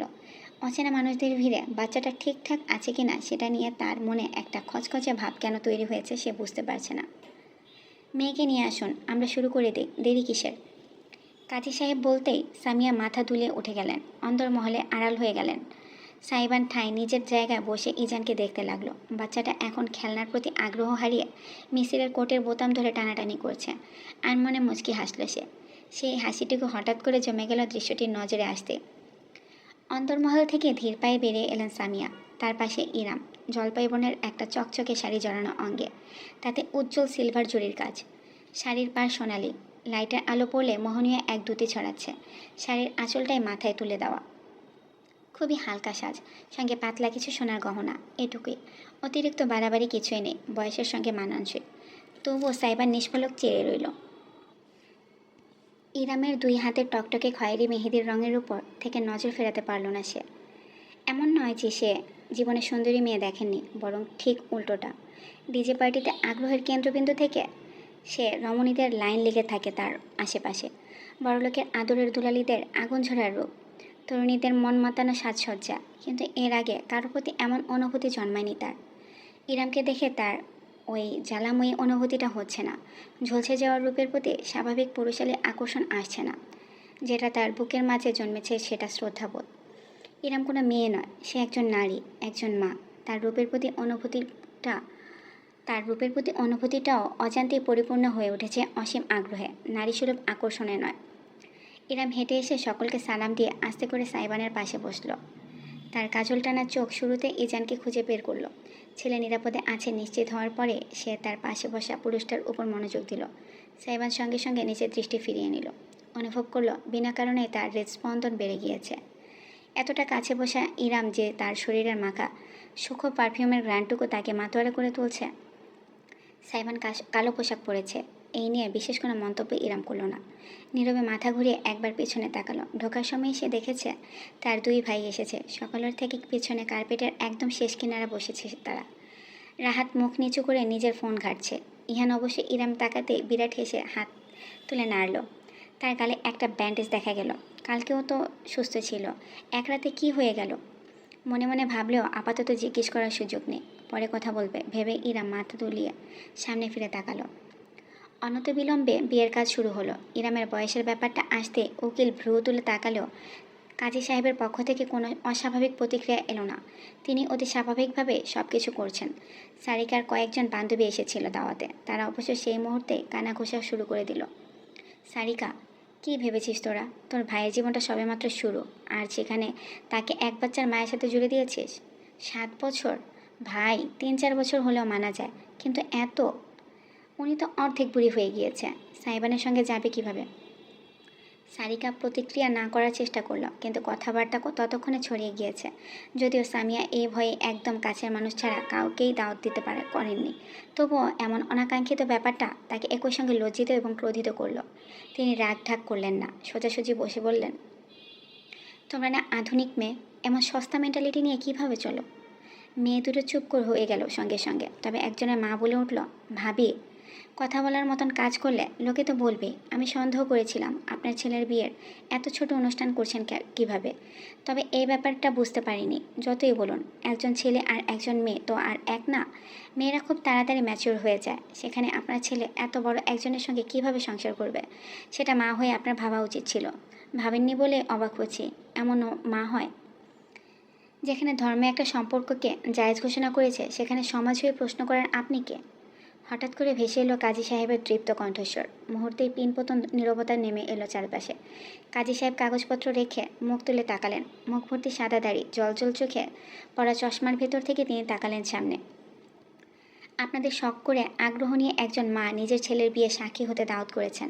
আপনাদের অতিথি হিসেবে মার্জিত আচরণ করা উচিত, সমালোচনা নয়। এবারও কেউ কোনো কথা বলতে পারল না। কাজী সাহেব সরাসরি তাকালেন সাইবানের দিকে। আপনার স্ত্রী আপনার থেকে বয়সে বড়, আর তার একটা নাবালক শিশু সন্তান রয়েছে। এই নিয়ে আপনার আপত্তি আছে? সাইবান তীক্ষ্ণ দৃষ্টিতে তাকালো, অতঃপর জবাব দিল, না। মুচকি হাসলেন কাজী সাহেব। বেশ, তবে আমরা নিকাহ কার্যক্রম জারি রাখি। উকিল এবং কাজী সাহেব মিলে সব কিছু ঠিকঠাক করার পর অবশেষে এলো সেই মাহেন্দ্রক্ষণ। মরহুম রইজুল কিবরিয়ার সুযোগ্য কন্যা ইরাম কিবরিয়া, আপনি কি 11,11,111 টাকা দেনমোহর ধার্যে এ.কে.এম. আহমেদ উদ্দিনের সুযোগ্য পুত্র সাইবান আলাদ্দিনকে নিজের স্বামী হিসেবে গ্রহণ করতে রাজি? রাজি থাকলে কবুল বলুন। একটা দীর্ঘ প্রশ্বাস টানল ইরাম। তার মনে হলো কয়েক সেকেন্ডের ভেতর নিজের গোটা জীবন থেকে ঘুরে এলো সে। জন্ম, বাবার চোখের মণি হয়ে বেড়ে ওঠা, বাবার চলে যাওয়া, গোটা সংসারের দায়িত্ব কাঁধে ফেলা, দুই ভাইকে মায়ের মতন স্নেহ ভালোবাসা দিয়ে গড়ে তোলা, 30 পেরিয়ে বিয়ের বন্ধনে বসা, প্রাক্তনের সঙ্গে দেখা, ভালোবাসার জীবনের স্বপ্ন খান খান হয়ে যাওয়া, ইজানের জন্মের ভেতর দিয়ে জীবনে পরিপূর্ণতা নিয়ে আসা, এবং আজ সব জল্পনা কল্পনার অবসান, অসম এক সম্পর্কে নিজেকে জড়ানো। আজকে বিয়ের দিন, তবুও সমাজের চুলচেরা বিশ্লেষণ থেকে সে ছাড় পায়নি। ভবিষ্যতেও পাবে না। এই সমাজ তাকে মায়া দেখাবে না। ছলছলে চোখ হেসে তাকালো অদূরে অনুরাগের কোলে বসে থাকা ইজানের দিকে। যেন জননীর চোখের ভাষা বুঝতে পেরে এই মুহূর্তে ইজান শব্দ করে উঠল, আই। হেসে ফেলল ইরাম। দ্রুত চোখ মুছে নিয়ে ছেলের দিকে তাকিয়ে গভীর গলায় বলল, কবুল। তোমার জন্য এই মায়ের সব কিছু কবুল। সকলে একযোগে আলহামদুলিল্লাহ বলে সাধুবাদ জানালো। এরপরই কাজী সাহেব ফিরলেন সাইবানের দিকে। কে.এম. আহমেদ উদ্দিনের সুযোগ্য পুত্র সাইবান আলাদ্দিন, আপনি কি 11,11,111 টাকা দেনমোহর ধার্যে মরহুম রইজুল কিবরিয়ার সুযোগ্য কন্যা ইরাম কিবরিয়াকে নিজের স্ত্রী হিসেবে গ্রহণ করতে রাজি? রাজি থাকলে কবুল বলুন। সাইবান এক নজর তাকালো নিজের পরিবারের দিকে। সামিয়া ঝাপসা চোখে তাকিয়ে আছেন ছেলের জীবনের গুরুত্বপূর্ণ এই মুহূর্তে। চোখের পানি ধরে রাখতে পারছে না সে। অপরদিকে সারিকা একটা বৃদ্ধাঙ্গুলি তুলে তাকে থামস আপ দেখালো। দুলাভাই মেসির মাথা নেড়ে তাকে উৎসাহ দিল। বন্ধুরাও অধীর আগ্রহে হাসি মুখে তাকিয়ে আছে। চোখ বুঝল সাইবান। একটা মাত্র শব্দ তার গোটা জীবনকে বদলে দেবে, এমনভাবে বদলাবে যে সে হয়তো আর কখনোই ফিরে আসতে পারবে না। এই শুরু, এই শেষ। অবশেষে চোখ খুলল সে। অতিরিক্ত চিন্তায় কিংবা ভয়ে নাকি সাইবান বলতে পারবে না, তার মুখ থেকে বের হলো, কবর। বাজ পড়লেও বুঝি মানুষ এত অবাক হয় না যতটা সাইবানের কথা শুনে হলো। জিভ কামড়ে ধরল বেচারা। কী বলে ফেলেছে সে উত্তেজনার ঠেলায়। পাশে বসা ইরাম খানিকটা ব্যথিত দৃষ্টিতে চেয়ে আছে। তবে কি সাইবান তাকে গ্রহণ করতে পারছে না? সেটাই তো হওয়া ছিল। সত্যিই তো। কীভাবে অন্য কিছু আশা করা যায়? মুখ নত করে কোলের দিকে চেয়ে রইল ইরাম। বুকে বুঝি ভারী পাথর চেপে বসেছে তার। ঠিক এমন সময়েই একটি পুরুষালী শক্তিশালী হাত তার মেহেদিরাঙা হাতের উপর চেপে বসল। দৃষ্টি প্রসারিত হয়ে গেল ইরামের। তার কানে সুগভীর কণ্ঠের জবাবটি ভেসে এলো বাঁধ ভাঙা জোয়ারের মতন, কবর অবধি কবুল, কবুল, কবুল, কবুল। চারিদিকে আরেক দফায় উল্লাসধ্বনি ছড়িয়ে পড়ল। অথচ ইরাম কিছুই টের পেল না। একদৃষ্টি চেয়ে রইল সে নিজের হাতের উপর রাখা শিরা উপশিরা পূর্ণ লম্বাটে আঙ্গুলযুক্ত হাতটার দিকে। একটা বিশাল থালায় পোলাও, কোরমা, খাসির রেজালা, কাবাব, আস্ত 2টি মুরগির গ্রিল, ঘন ডাল, সালাদ, মিষ্টি সব কিছু সাজিয়ে রাখা হয়েছে। নতুন বর সাইবানের সঙ্গে খেতে বসেছে তার বন্ধুরাও। গরুর মাংসের তরকারিটা আলাদা করে রাখা হয়েছে অনুরাগের কথা চিন্তা করে। কার্পেটের উপর পাত পেরে খেতে বসেছে সকলে এক থালাতেই। নীরব এত বড় সাইজের গ্রাস মুখে তুলেছে যেন তার খাবার কেউ টেনে নিয়ে যাবে। আফনান ছাগলের মতন কচকচ করে কাঁচামরিচ খেয়ে যাচ্ছে। এই নিয়ে বন্ধুদের মাঝে হাসাহাসির কমতি নেই। এখানে শুধু পুরুষেরা আছে, মেয়েদের খাবারের ব্যবস্থা আলাদা করে গেস্ট উইংয়ে করা হয়েছে। খেতে খেতে সবার প্রথমে নীরব বলে উঠল, ভাই, কে যেন এককালে বলেছিল আমাদের মেয়েদের সুগার ড্যাডি হবে? খুঁজিস না, এখন সে এক বাচ্চার ড্যাডি হয়ে গেছে। অট্টহাসি হেসে বলে উঠল আফনান। নীরব বন্ধুর সঙ্গে তাল মেলালো। আবার কি বলে? কবর অবধি কবুল। ও মা গো, টুরুলাভ শেষ, গুরু তুই শেষ। তরকারির ঝোল মাখা হাতটায় চটাস করে আফনানের গালে বসিয়ে দিল সাইবান। খিলখিল করে হেসে উঠল সকলে। অনুরাগ অবধি আজ মজা নিতে ছাড়ল না। এই, তোরা ওকে এত জ্বালাতন করিস না, এমনিতে সবে জ্বালাতনের দায়িত্ব শুরু হয়েছে। একটা বাচ্চা পালা কি কম? ভরণ পোষণ, শিক্ষা দীক্ষা সব দিকটাই তো ওকে দেখতে হবে বল। সব থেকে কাছের বন্ধু অনুরাগ অবধি পোল্টি খেয়েছে দেখে সাইবান তেতে উঠল। তবে রাগটা দেখালো না, বরং আস্ত মুরগি থেকে লেগ পিস ছিঁড়ে নিয়ে বিশাল এক কামড় দিয়ে চিবুতে চিবুতে বলল, অবশ্যই শিক্ষা দীক্ষা সবই দিতে হবে। ব্যঞ্জনবর্ণ শেখানো শুরু করে দেব। 1 বছরের মধ্যে গড়গড় করে কথা বলতে শুরু করবে, দেখবি। নীরব একটা আস্ত গোলাপ যেমন মুখে দিয়ে প্রায় না চিবিয়েই গিলে নিয়ে শুধালো, ছেলেকে শুধু ব্যঞ্জনবর্ণ শেখাবি কেন? স্বরবর্ণ কী দোষ করেছে? স্বরবর্ণ শুধু বইয়ের জন্য বরাদ্দ। সাইবানের বেফাস কথায় অনুরাগ প্রায় মুখের খাবার ফেলে দিচ্ছিল। কোনোমতে হাত চেপে নিজেকে থামালো। কেসে ফেলল বেচারা। অপরদিকে হাতের লোকমা হাতে নিয়ে জমে গিয়ে ফেল করে সাইবানের দিকে চেয়ে রইল আফনান এবং নীরব। সাইবানের কোনো হেলদোল নেই। সে নিশ্চিন্ত মনে বিরাট কোল্ড ড্রিঙ্কসের গ্লাসে চুমুক দিয়েছে। অনুরাগ বাম হাতে একটা থাপ্পড় দিল তার পিঠে। তুই কি কোনো দিন শুধরাবি না? বিয়ে হয়েছে তবু এই শয়তানের গেল না। শয়তান শুধরে গেলে পৃথিবীতে তোর মতন সন্ন্যাসীদের কী কাজ? বাঁকা হেসে জবাব দিল সাইবান। আর পারল না আফনান আর নীরব। উভয়ে হাসতে হাসতে ফ্লোরে গড়াগড়ি খেতে লাগলো। অপরদিকে ইরাম ইজানকে নিয়েই ব্যস্ত। খেতে বসেনি সে এখনও। ছেলে ঘুমাবে। ঢুলু ঢুলু চোখ তার বুকে লেপ্টে আছে। তাকে নিয়ে হাঁটাহাঁটি করছে, সঙ্গে সকলে ঠিকমতো খাচ্ছে কিনা সেই বিষয়টিও তদারকি করছে। চোখের কোণে সে খেয়াল করলো রাহাত আর ইহান দুজনেই বাড়ির চৌকাঠ বেয়ে নেমে যাচ্ছে। আর অপেক্ষা করলো না ইরাম, দ্রুত হেঁটে বেরিয়ে গেল বাইরে। ইজানকে নিজের বুকে সাবধানে আড়াল করে রেখে ভাইদের পিছু নিল সে। মেন গেটের কাছাকাছি গিয়ে থামলো তাদের। ভাই। ইহান থামলো আগে। ঘুরে ইরামকে দেখে বোনের দিকে ছুটে গেল। রাহাত অনেকটা অপ্রস্তুত ভঙ্গিতে দূরে দাঁড়িয়ে রইল। আপু। ভাইয়ের মুখের দিকে চেয়ে খানিক আদর করে দিয়ে এলো ইরাম। শুধালো, খেয়েছিস? তোর গালে কি হয়েছে? ব্যান্ডেজ লাগানো গালটা হালকা একটু ঘষে ভ্রু কুচকে ফেলল ইহান। ইঁদুর কামড়েছে। ইঁদুর? চোখ কপালে উঠে গেল ইরামের। হতবাক নয়নে চেয়ে রইল ছোট ভাইয়ের মুখ পানে। ইঁদুর এলো কোথা থেকে? জানি না, আমার রুমে তেলাপোকা ছিল। ইঁদুর না, কিন্তু গতকাল রাতে কোথেকে যেন এলো। পালিয়েও গেল। ঠিকমতো দেখতে পাইনি, ধরতে পারলে পিষে ফেলতাম শালাদের। ডাক্তার দেখিয়েছিস? টিটানাস ইঞ্জেকশন? চিন্তা করো না, ইঞ্জেকশন দেয়াই আছে। ফার্মেসিতে দেখিয়েছি সকালে। লাল দাগ হয়ে গিয়েছে, বলেছে কয়েকদিন গরম পানির সেক দিলে ঠিক হয়ে যাবে। গজগজ করে বলল ইহান। ছোট ভাইয়ের রুমে ইঁদুর ঢোকার রহস্য ইরাম ধরতে পারল, বিশেষ কোনো মন্তব্য করল না। ইহানও সেই বিষয়ে আর কথা বাড়ালো না, বরং আগ্রহ নিয়ে তাকালো ইজানের দিকে, গাল টেনে দিল।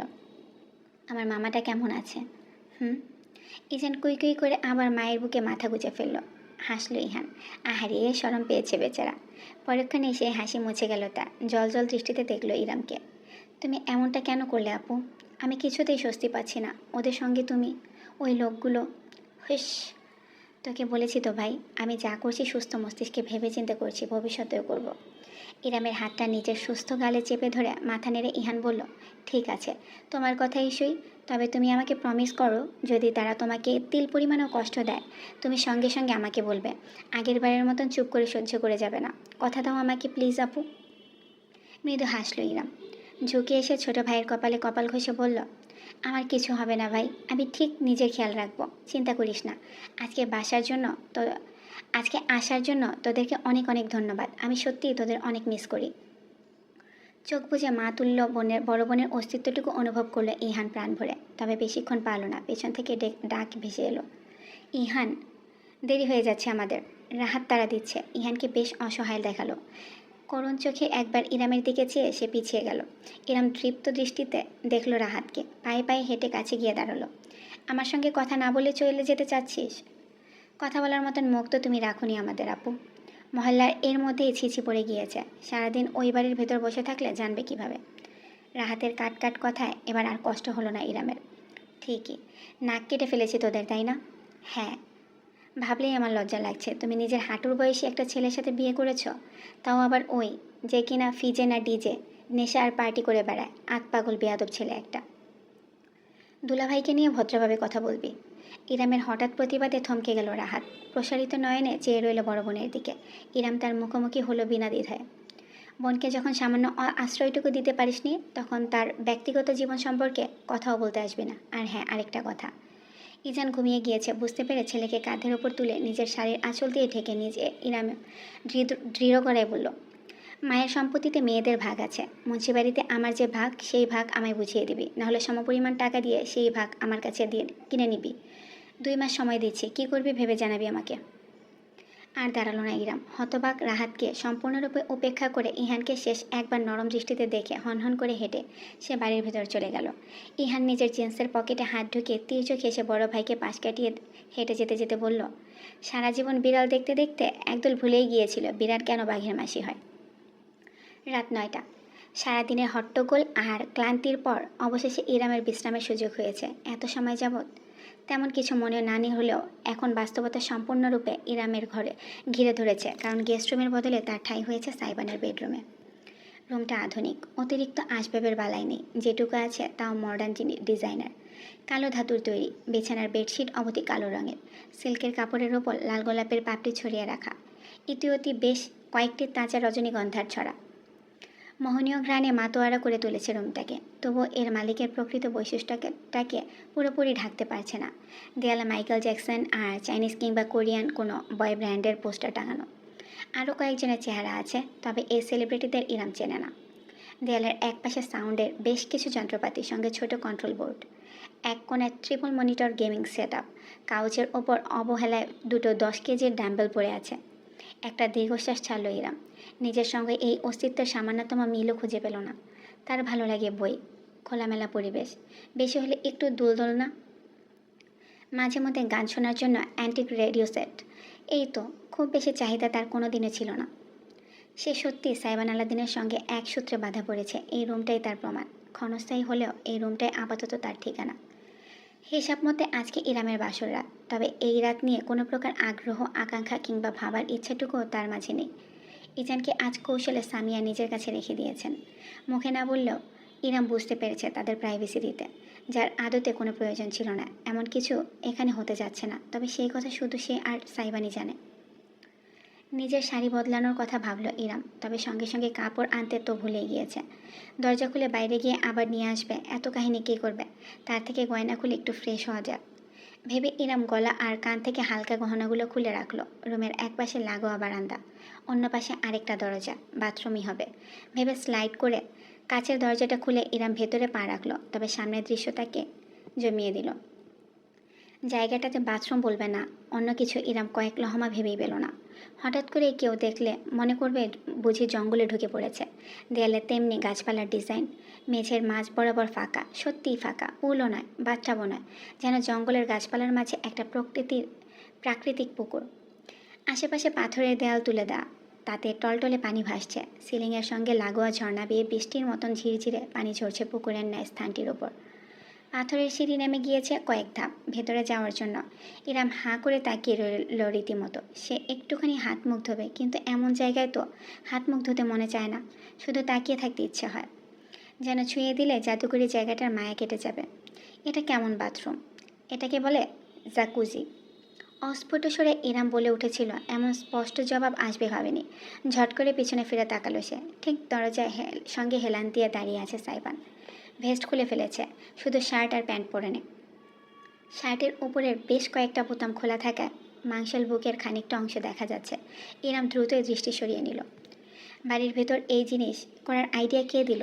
হাসলো সাইবান। ভেতরে ঢুকে আশেপাশে তাকালো। সগর্বে নিজের তৈরিকে দেখে বলল, বাড়ির ভেতর রিল্যাক্স করার মতন জায়গা দরকার, তাই এটা গত বছর ইনস্টল করেছি। বাড়ির এই দিকটা ভেঙে অনেক কিছু ঠিকঠাক করতে হয়েছিল। তোমার মাঝে নর্মাল কিছু আছে আলাদিন? নর্মাল বাথরুম টয়লেটও আছে, আপনি ভুল জায়গায় ঢুকে পড়েছেন। বিস্তৃত হাসি নিয়ে জবাব দিল সাইবান। তারপরে পায়ে পায়ে এগোতে লাগলো ইরামের দিকে। জায়গাটা রোমান্টিক না? মনে হবে যেন গভীর বনের মাঝে বসে কোনো পুকুরে শরীর ডুবিয়ে আরামে আকাশের তারা দেখছেন। ইরাম জানে না কেন তার হৃদস্পন্দন অস্বাভাবিকভাবে দ্রুত হয়ে উঠল। আজ তাদের বাসর রাত। এই বিষয়টাই তার অনুভূতির সঙ্গে বেশ বাজেভাবে খেলতে শুরু করে দিয়েছে। অজান্তেই পিছিয়ে পড়ল সে। পানির একদম কিনারা পাথরের কাছে গিয়ে থামল। সাইবান রীতিমতো নির্লজ্জভাবে তাকে আপাদমস্তক পর্যবেক্ষণ করল। ইরাম আর ঘোমটা দিয়ে নেই। গাঢ় জলপাই বর্ণের চকচকে শাড়িটা তার শরীরে ওতপ্রোতভাবে জড়িয়ে আছে। সাইবান এতদিন ভালো করে দেখেনি কিংবা সংকোচ করেছে, অথচ আজ তার দৃষ্টিতে বিন্দুমাত্র সংকোচ রইল না। কবুল পরে বিয়ে করা বউ তার সামনে দাঁড়িয়ে, ভাবতে অদ্ভুতুরে একটা উষ্ণতা এবং ভীষণ রকমের অন্তর্জ্বালা ছড়িয়ে পড়ল সাইবানের বুকে। ইরাম তার গভীরতম দৃষ্টিকে খেয়াল করলো, জিজ্ঞেস করে বসল, আজ কাজী সাহেবের সামনে হঠাৎ ওভাবে বললে কেন? থমকালো সাইবান, দৃষ্টি তুলে ইরামের মুখে তাকালো। অতঃপর বাঁকা হাসি ছুঁয়ে গেল তার ঠোঁট জুড়ে। কীভাবে বলেছি? কবর অবধি কবুল কথাটার মানে কি? এটাই যে আপনাকে বিয়ে করে নিজের কবর নিজে খুঁড়েছি আমি। ইরামের খুব কাছে এসে পড়ল সাইবান। রমেনি জমে গেল। মুহূর্তের জন্য তার মনে হলো সাইবান বুঝি তাকে ছুঁয়ে দেবে প্রগাঢ়ভাবে। আর সে আটকাবে কি করে? এতদিন ছেলেটা ছিল পরপুরুষ, আজ থেকে স্বামী। ঠিক কত পর্যায়ে অবধি ইরাম তাকে থামিয়ে রাখতে পারবে? অথচ সাইবান তাকে ছুঁয়ে দিল না, শুধু দেখিয়ে গেল। গলা, বুক, ওদর পেরিয়ে এসে তার নিগুড় কালো নয়নজোড়া থামল বরাবর ইরামের কোমরে। আর তৎক্ষণাৎ মুগ্ধতার দৃষ্টিতে বদলে গেল তীব্র কৌতূহলী, বাজে রকমের কৌতূহল। ভ্রু কুঁচকে ফেলল সাইবান। এতক্ষণ স্পর্শ না করেও এবার হাত বাড়িয়ে বৃদ্ধাঙ্গুলি ইরামের কোমরের দিকে ফুটে থাকা একটা খয়েরি দাগ ছুঁয়ে দিল সে। এটা কিসের দাগ? সাইবানের প্রশ্নে ঝাঁস টের পাওয়া গেল স্পষ্ট। ইরাম জবাব দেওয়ার সুযোগ পেল না। এর আগেই রুমের দরজা ধাক্কানোর আওয়াজ ভেসে এলো। আমি দেখছি কি এসেছে। রীতিমতো চোরের মতো ছুটে পালিয়ে গেল ইরাম। এক হাতে আঁচল টেনে কোমরের অংশটা সন্তর্পণে ঢেকে নিল। সাইবান কয়েক সেকেন্ড আহাম্মকের মতন দাঁড়িয়ে থাকলো। পর মুহূর্তেই হতাশাবোধক একটি শব্দ করে উল্টো ঘুরে রুমের ভেতর চলে এলো। ইরাম ততক্ষণে দরজা খুলে দিয়েছে। বাইরে দাঁড়িয়ে আছে সারিকা, তার হাতে ধরা ছটফট করে কাঁদতে থাকা ইজান।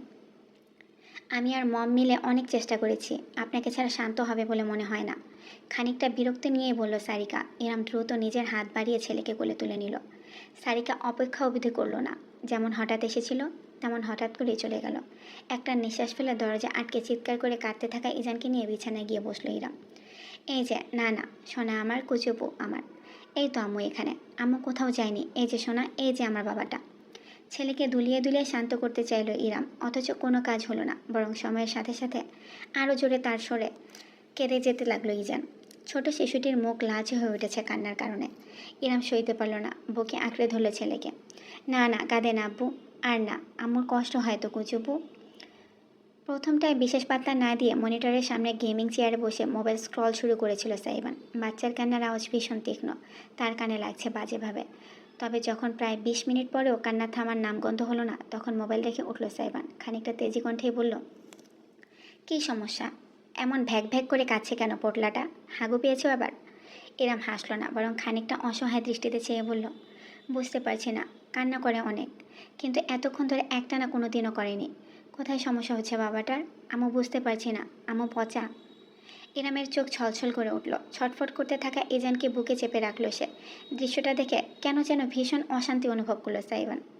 আমি জানি পোটলার কান্না কীভাবে থামাতে হয়। হঠাৎ করে বলে দেয়ালে ঝুলন্ত টিভি রিমোট নিয়ে অন করলো সাইবান। ইরাম ড্যাব ড্যাব করে চেয়ে রইল। সাইবান ততক্ষণে মেঝের মাঝখানে গিয়ে দাঁড়িয়েছে। টিভির ভলিউম বাড়িয়ে সে একটা গান ছাড়লো।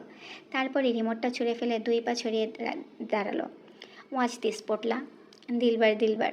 গানের তালে তালে কোমর দুলিয়ে সাইবান এমন অদ্ভুতুরে অঙ্গভঙ্গি করে উঠল যে ইরামের হাসি চাপা দিতে মুখে হাত চাপতে হলো।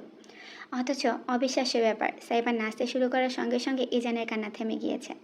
নাক টেনে অশ্রুসজল চোখে সে এক দৃষ্টিতে তাকিয়ে রইল। তার সমস্ত আকর্ষণের কেন্দ্রবিন্দু এখন সাইবানের নাচ। अब तो होश ना खबर है, ए कैसा आसार है, तुमसे मिलने के बाद दिलबर।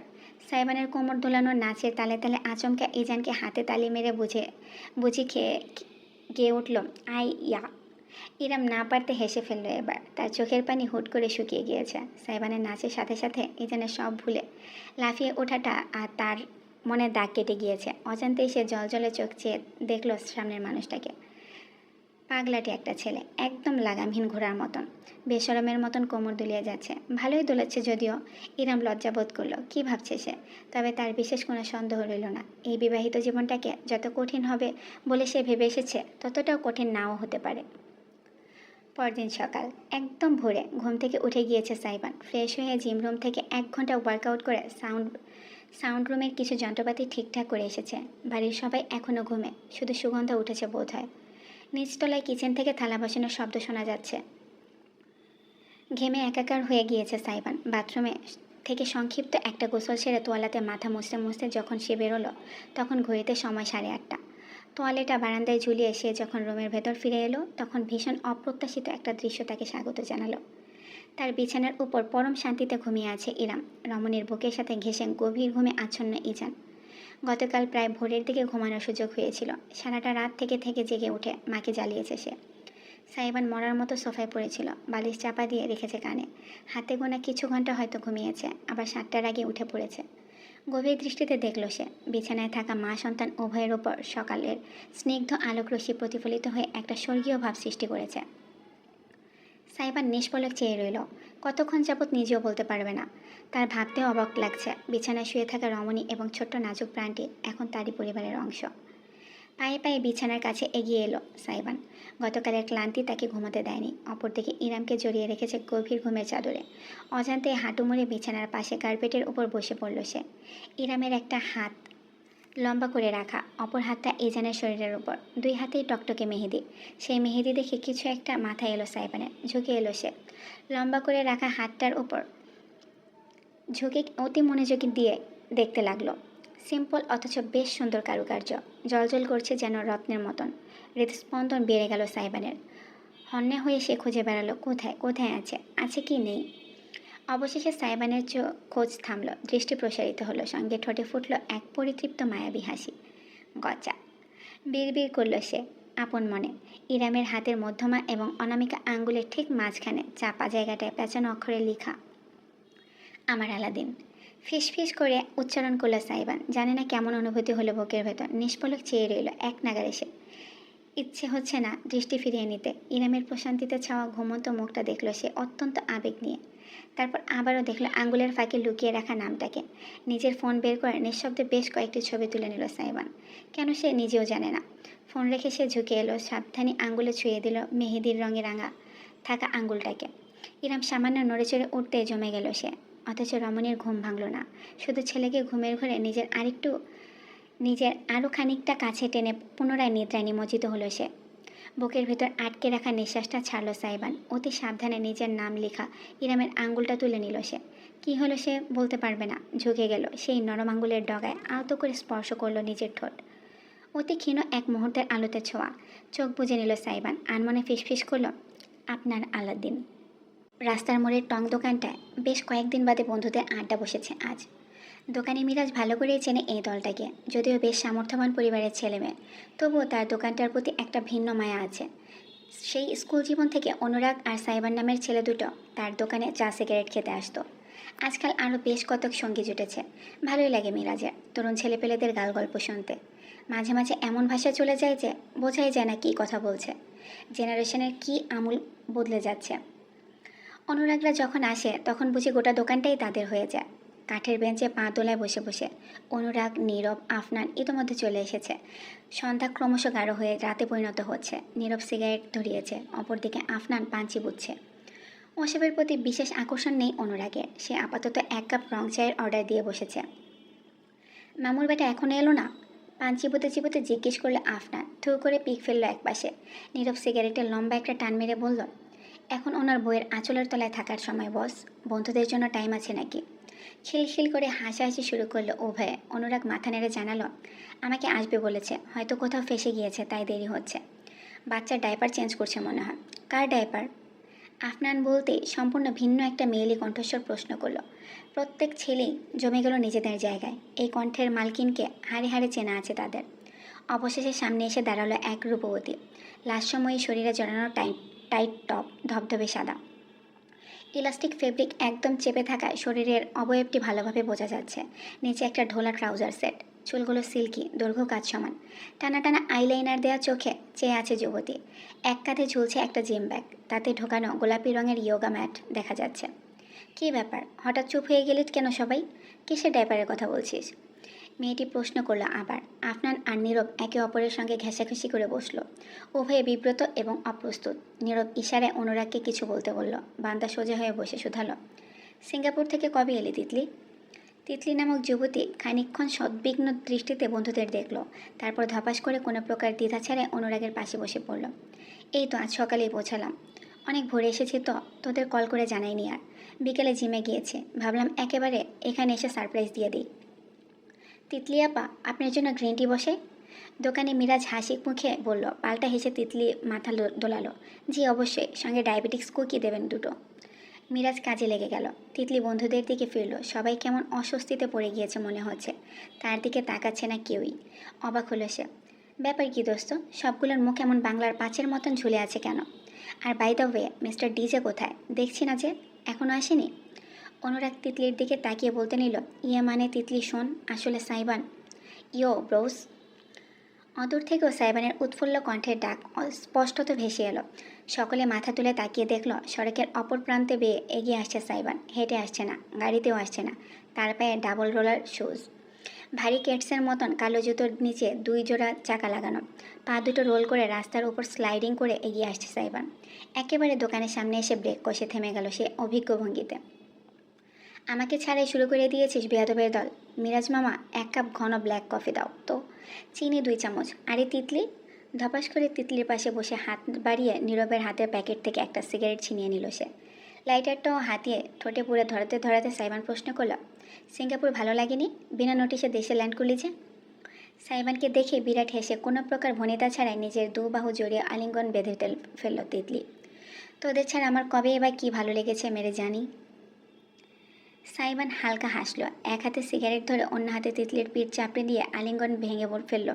ওহ, সিঙ্গাপুরের ছেলেরা বুঝি এতই দুর্বল? জিনি।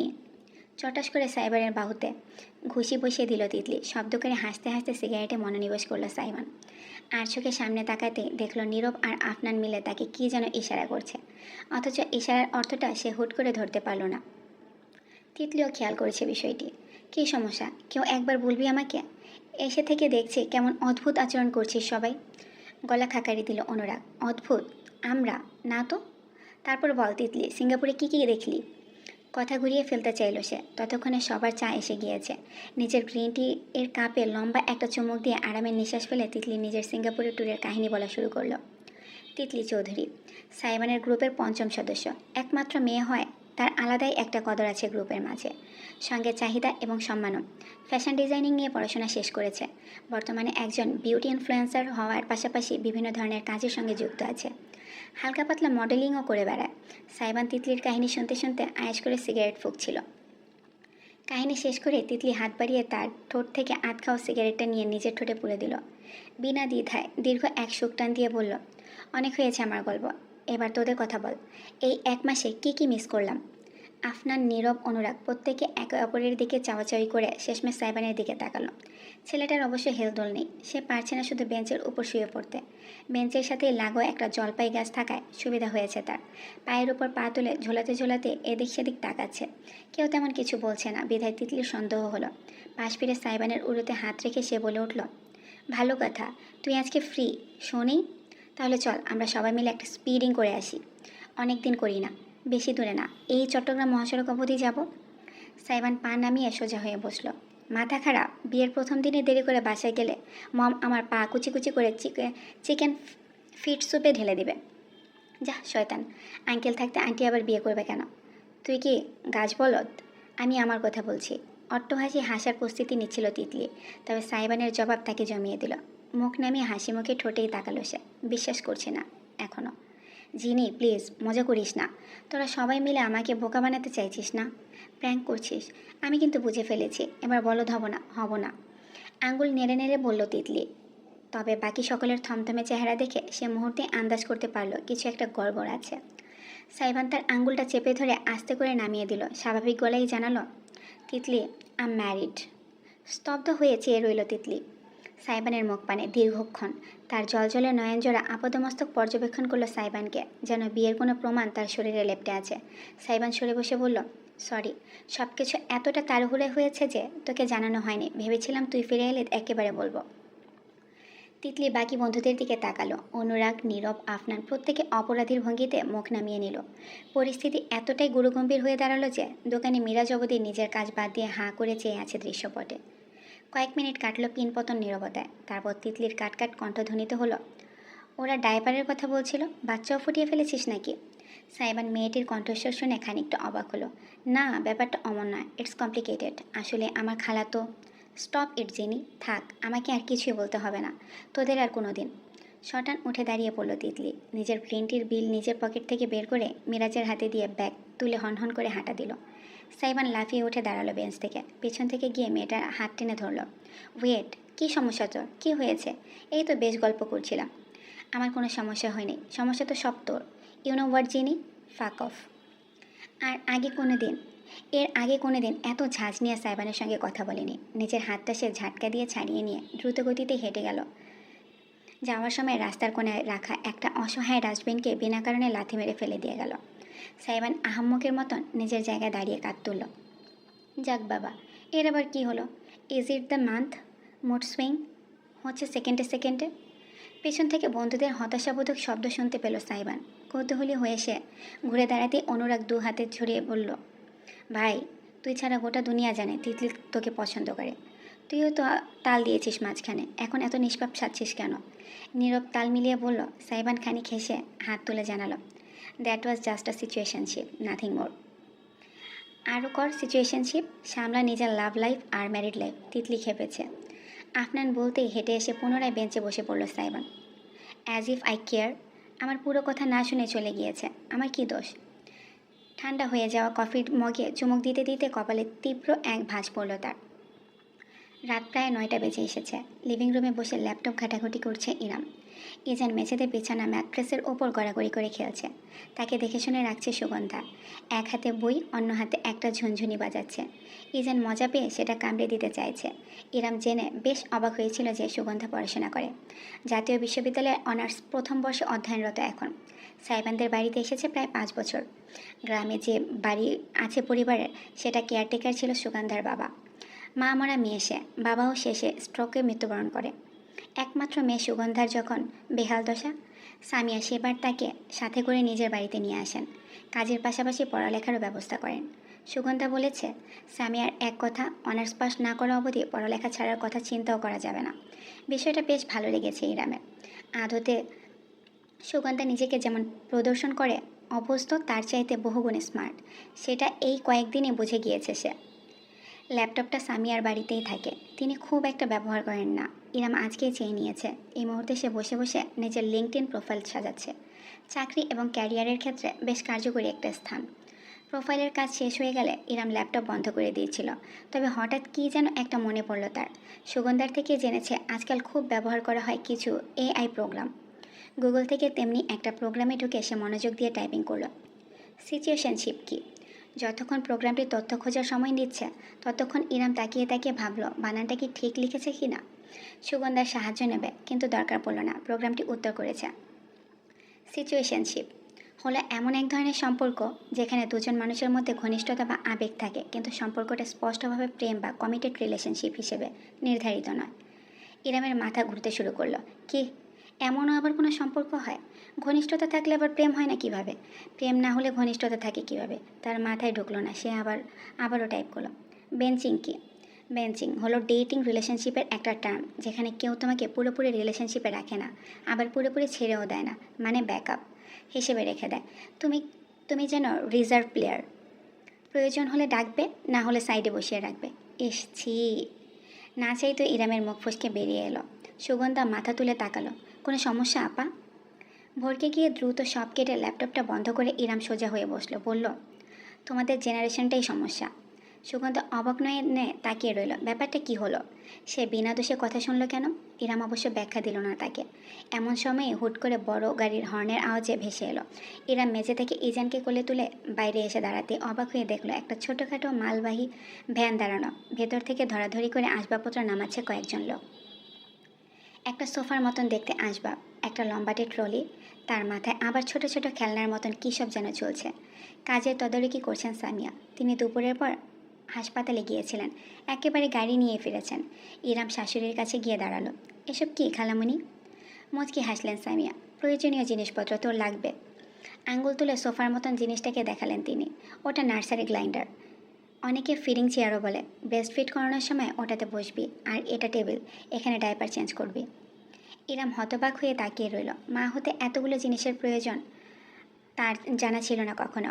তবে এসব ঠিক প্রয়োজনও নয়, বরং জার্নিটাকে আরামদায়ক করার প্রচেষ্টা মাত্র। সামিয়া একজন ডাক্তার, যদিও শিশু বিশেষজ্ঞ নন, তবে তিনি ভালো মতোই জানেন একজন মা এবং তার সন্তানের কেমন যত্নের প্রয়োজন। কিছুক্ষণের মধ্যে আধুনিক আসবাবে সাজানো সাইবানের বেডরুমটা পূর্ণ হয়ে উঠল। অনাকাঙ্ক্ষিত সব জিনিসপত্রে বিছানার একপাশে ফিডিং চেয়ারটা রাখা হলো। তার সাথে টেবিলটা বেশ কিছু ড্রয়ার সম্বলিত ওয়ারড্রপ, তাতে বাচ্চাদের ন্যাপকিন, ডাইপার, অনেক ধরনের ফিডার, টেম্পারেচার ফ্লাস্ক, সঙ্গে ব্রেস্ট পাম্প। এমন কিছু নেই যা সামিয়া বাদ রেখেছেন। লোকগুলো প্রায় 1 ঘন্টা সময় নিয়ে রুমটা সাজিয়ে গুছিয়ে নিয়ে গেল। ইরাম একপাশে ইজানকে কোলে নিয়ে দাঁড়িয়ে দেখল কিভাবে সাইবানের রুমের বেপরোয়া ভাবটা এক লহমায় পরিবর্তিত হয়ে গিয়েছে। সব কিছু গোছগাছ হয়ে গেল। সামিয়া বললেন, আমি আমার ছাত্রীর সঙ্গে কথা বলে রেখেছি। ও একজন খুব ভালো পেডিট্রিশিয়ান। কালকে অ্যাপয়েন্টমেন্ট বুকড। তুই আর সাইবান ইজানকে নিয়ে যাবে, কেমন? তিনি বলা শেষ করতে না করতে রুমের দরজার কাছে উদয় হলো সাইবান। মাত্রই বাইরে থেকে ফিরেছে। নিজের জ্যাকেট খুলতে খুলতে বলতে গেল, মেয়েদের মন আর 5.5 প্যাচের জিলাপি একই, কোনো পার্থক্য। আহ, আমার রুম। সাইবানের চিৎকারিয়ে কেঁপে উঠল চারিপাশ। ইরাম আগে থেকে প্রতিক্রিয়া আন্দাজ করে ছেলের 2 কানে আঙ্গুল দিয়ে রাখল। পা ফেলে ধপধপ করে ভেতরে ঢুকল সাইবান। আশেপাশে তাকিয়ে মাথা চেপে ধরল এমনভাবে যেন তার সামনে তার পৃথিবীটা ভেঙে গুঁড়ো গুঁড়ো করে দেওয়া হয়েছে। মাই ফাকিং রুম। সামিয়া ভ্রুকুটি করলেন। মুখে লাগাম দেয়া শিখ এখন। এক বাচ্চার বাবার মুখে এমন ভাষা মানায় না। Damn bro, damn damn damn, shit sheet.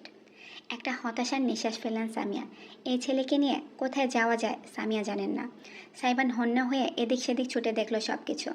কীভাবে তার গেমিং সেট আপ চেপে দিয়ে সেখানে অন্য আসবাব বসানো হয়েছে, কিভাবে তার স্বাদের সাউন্ড বক্সগুলো সরিয়ে সেখানে ফিডিং চেয়ার রাখা হয়েছে, সব কিছু। ইরাম অবস্থা দেখে সামিয়ার কাছে ঘেঁষে ফিসফিস করে বলল, মনে হয় এমনটা না করলেও হতো। বেচারার অনেক স্বাদের রুম। তুই চুপ থাকতো।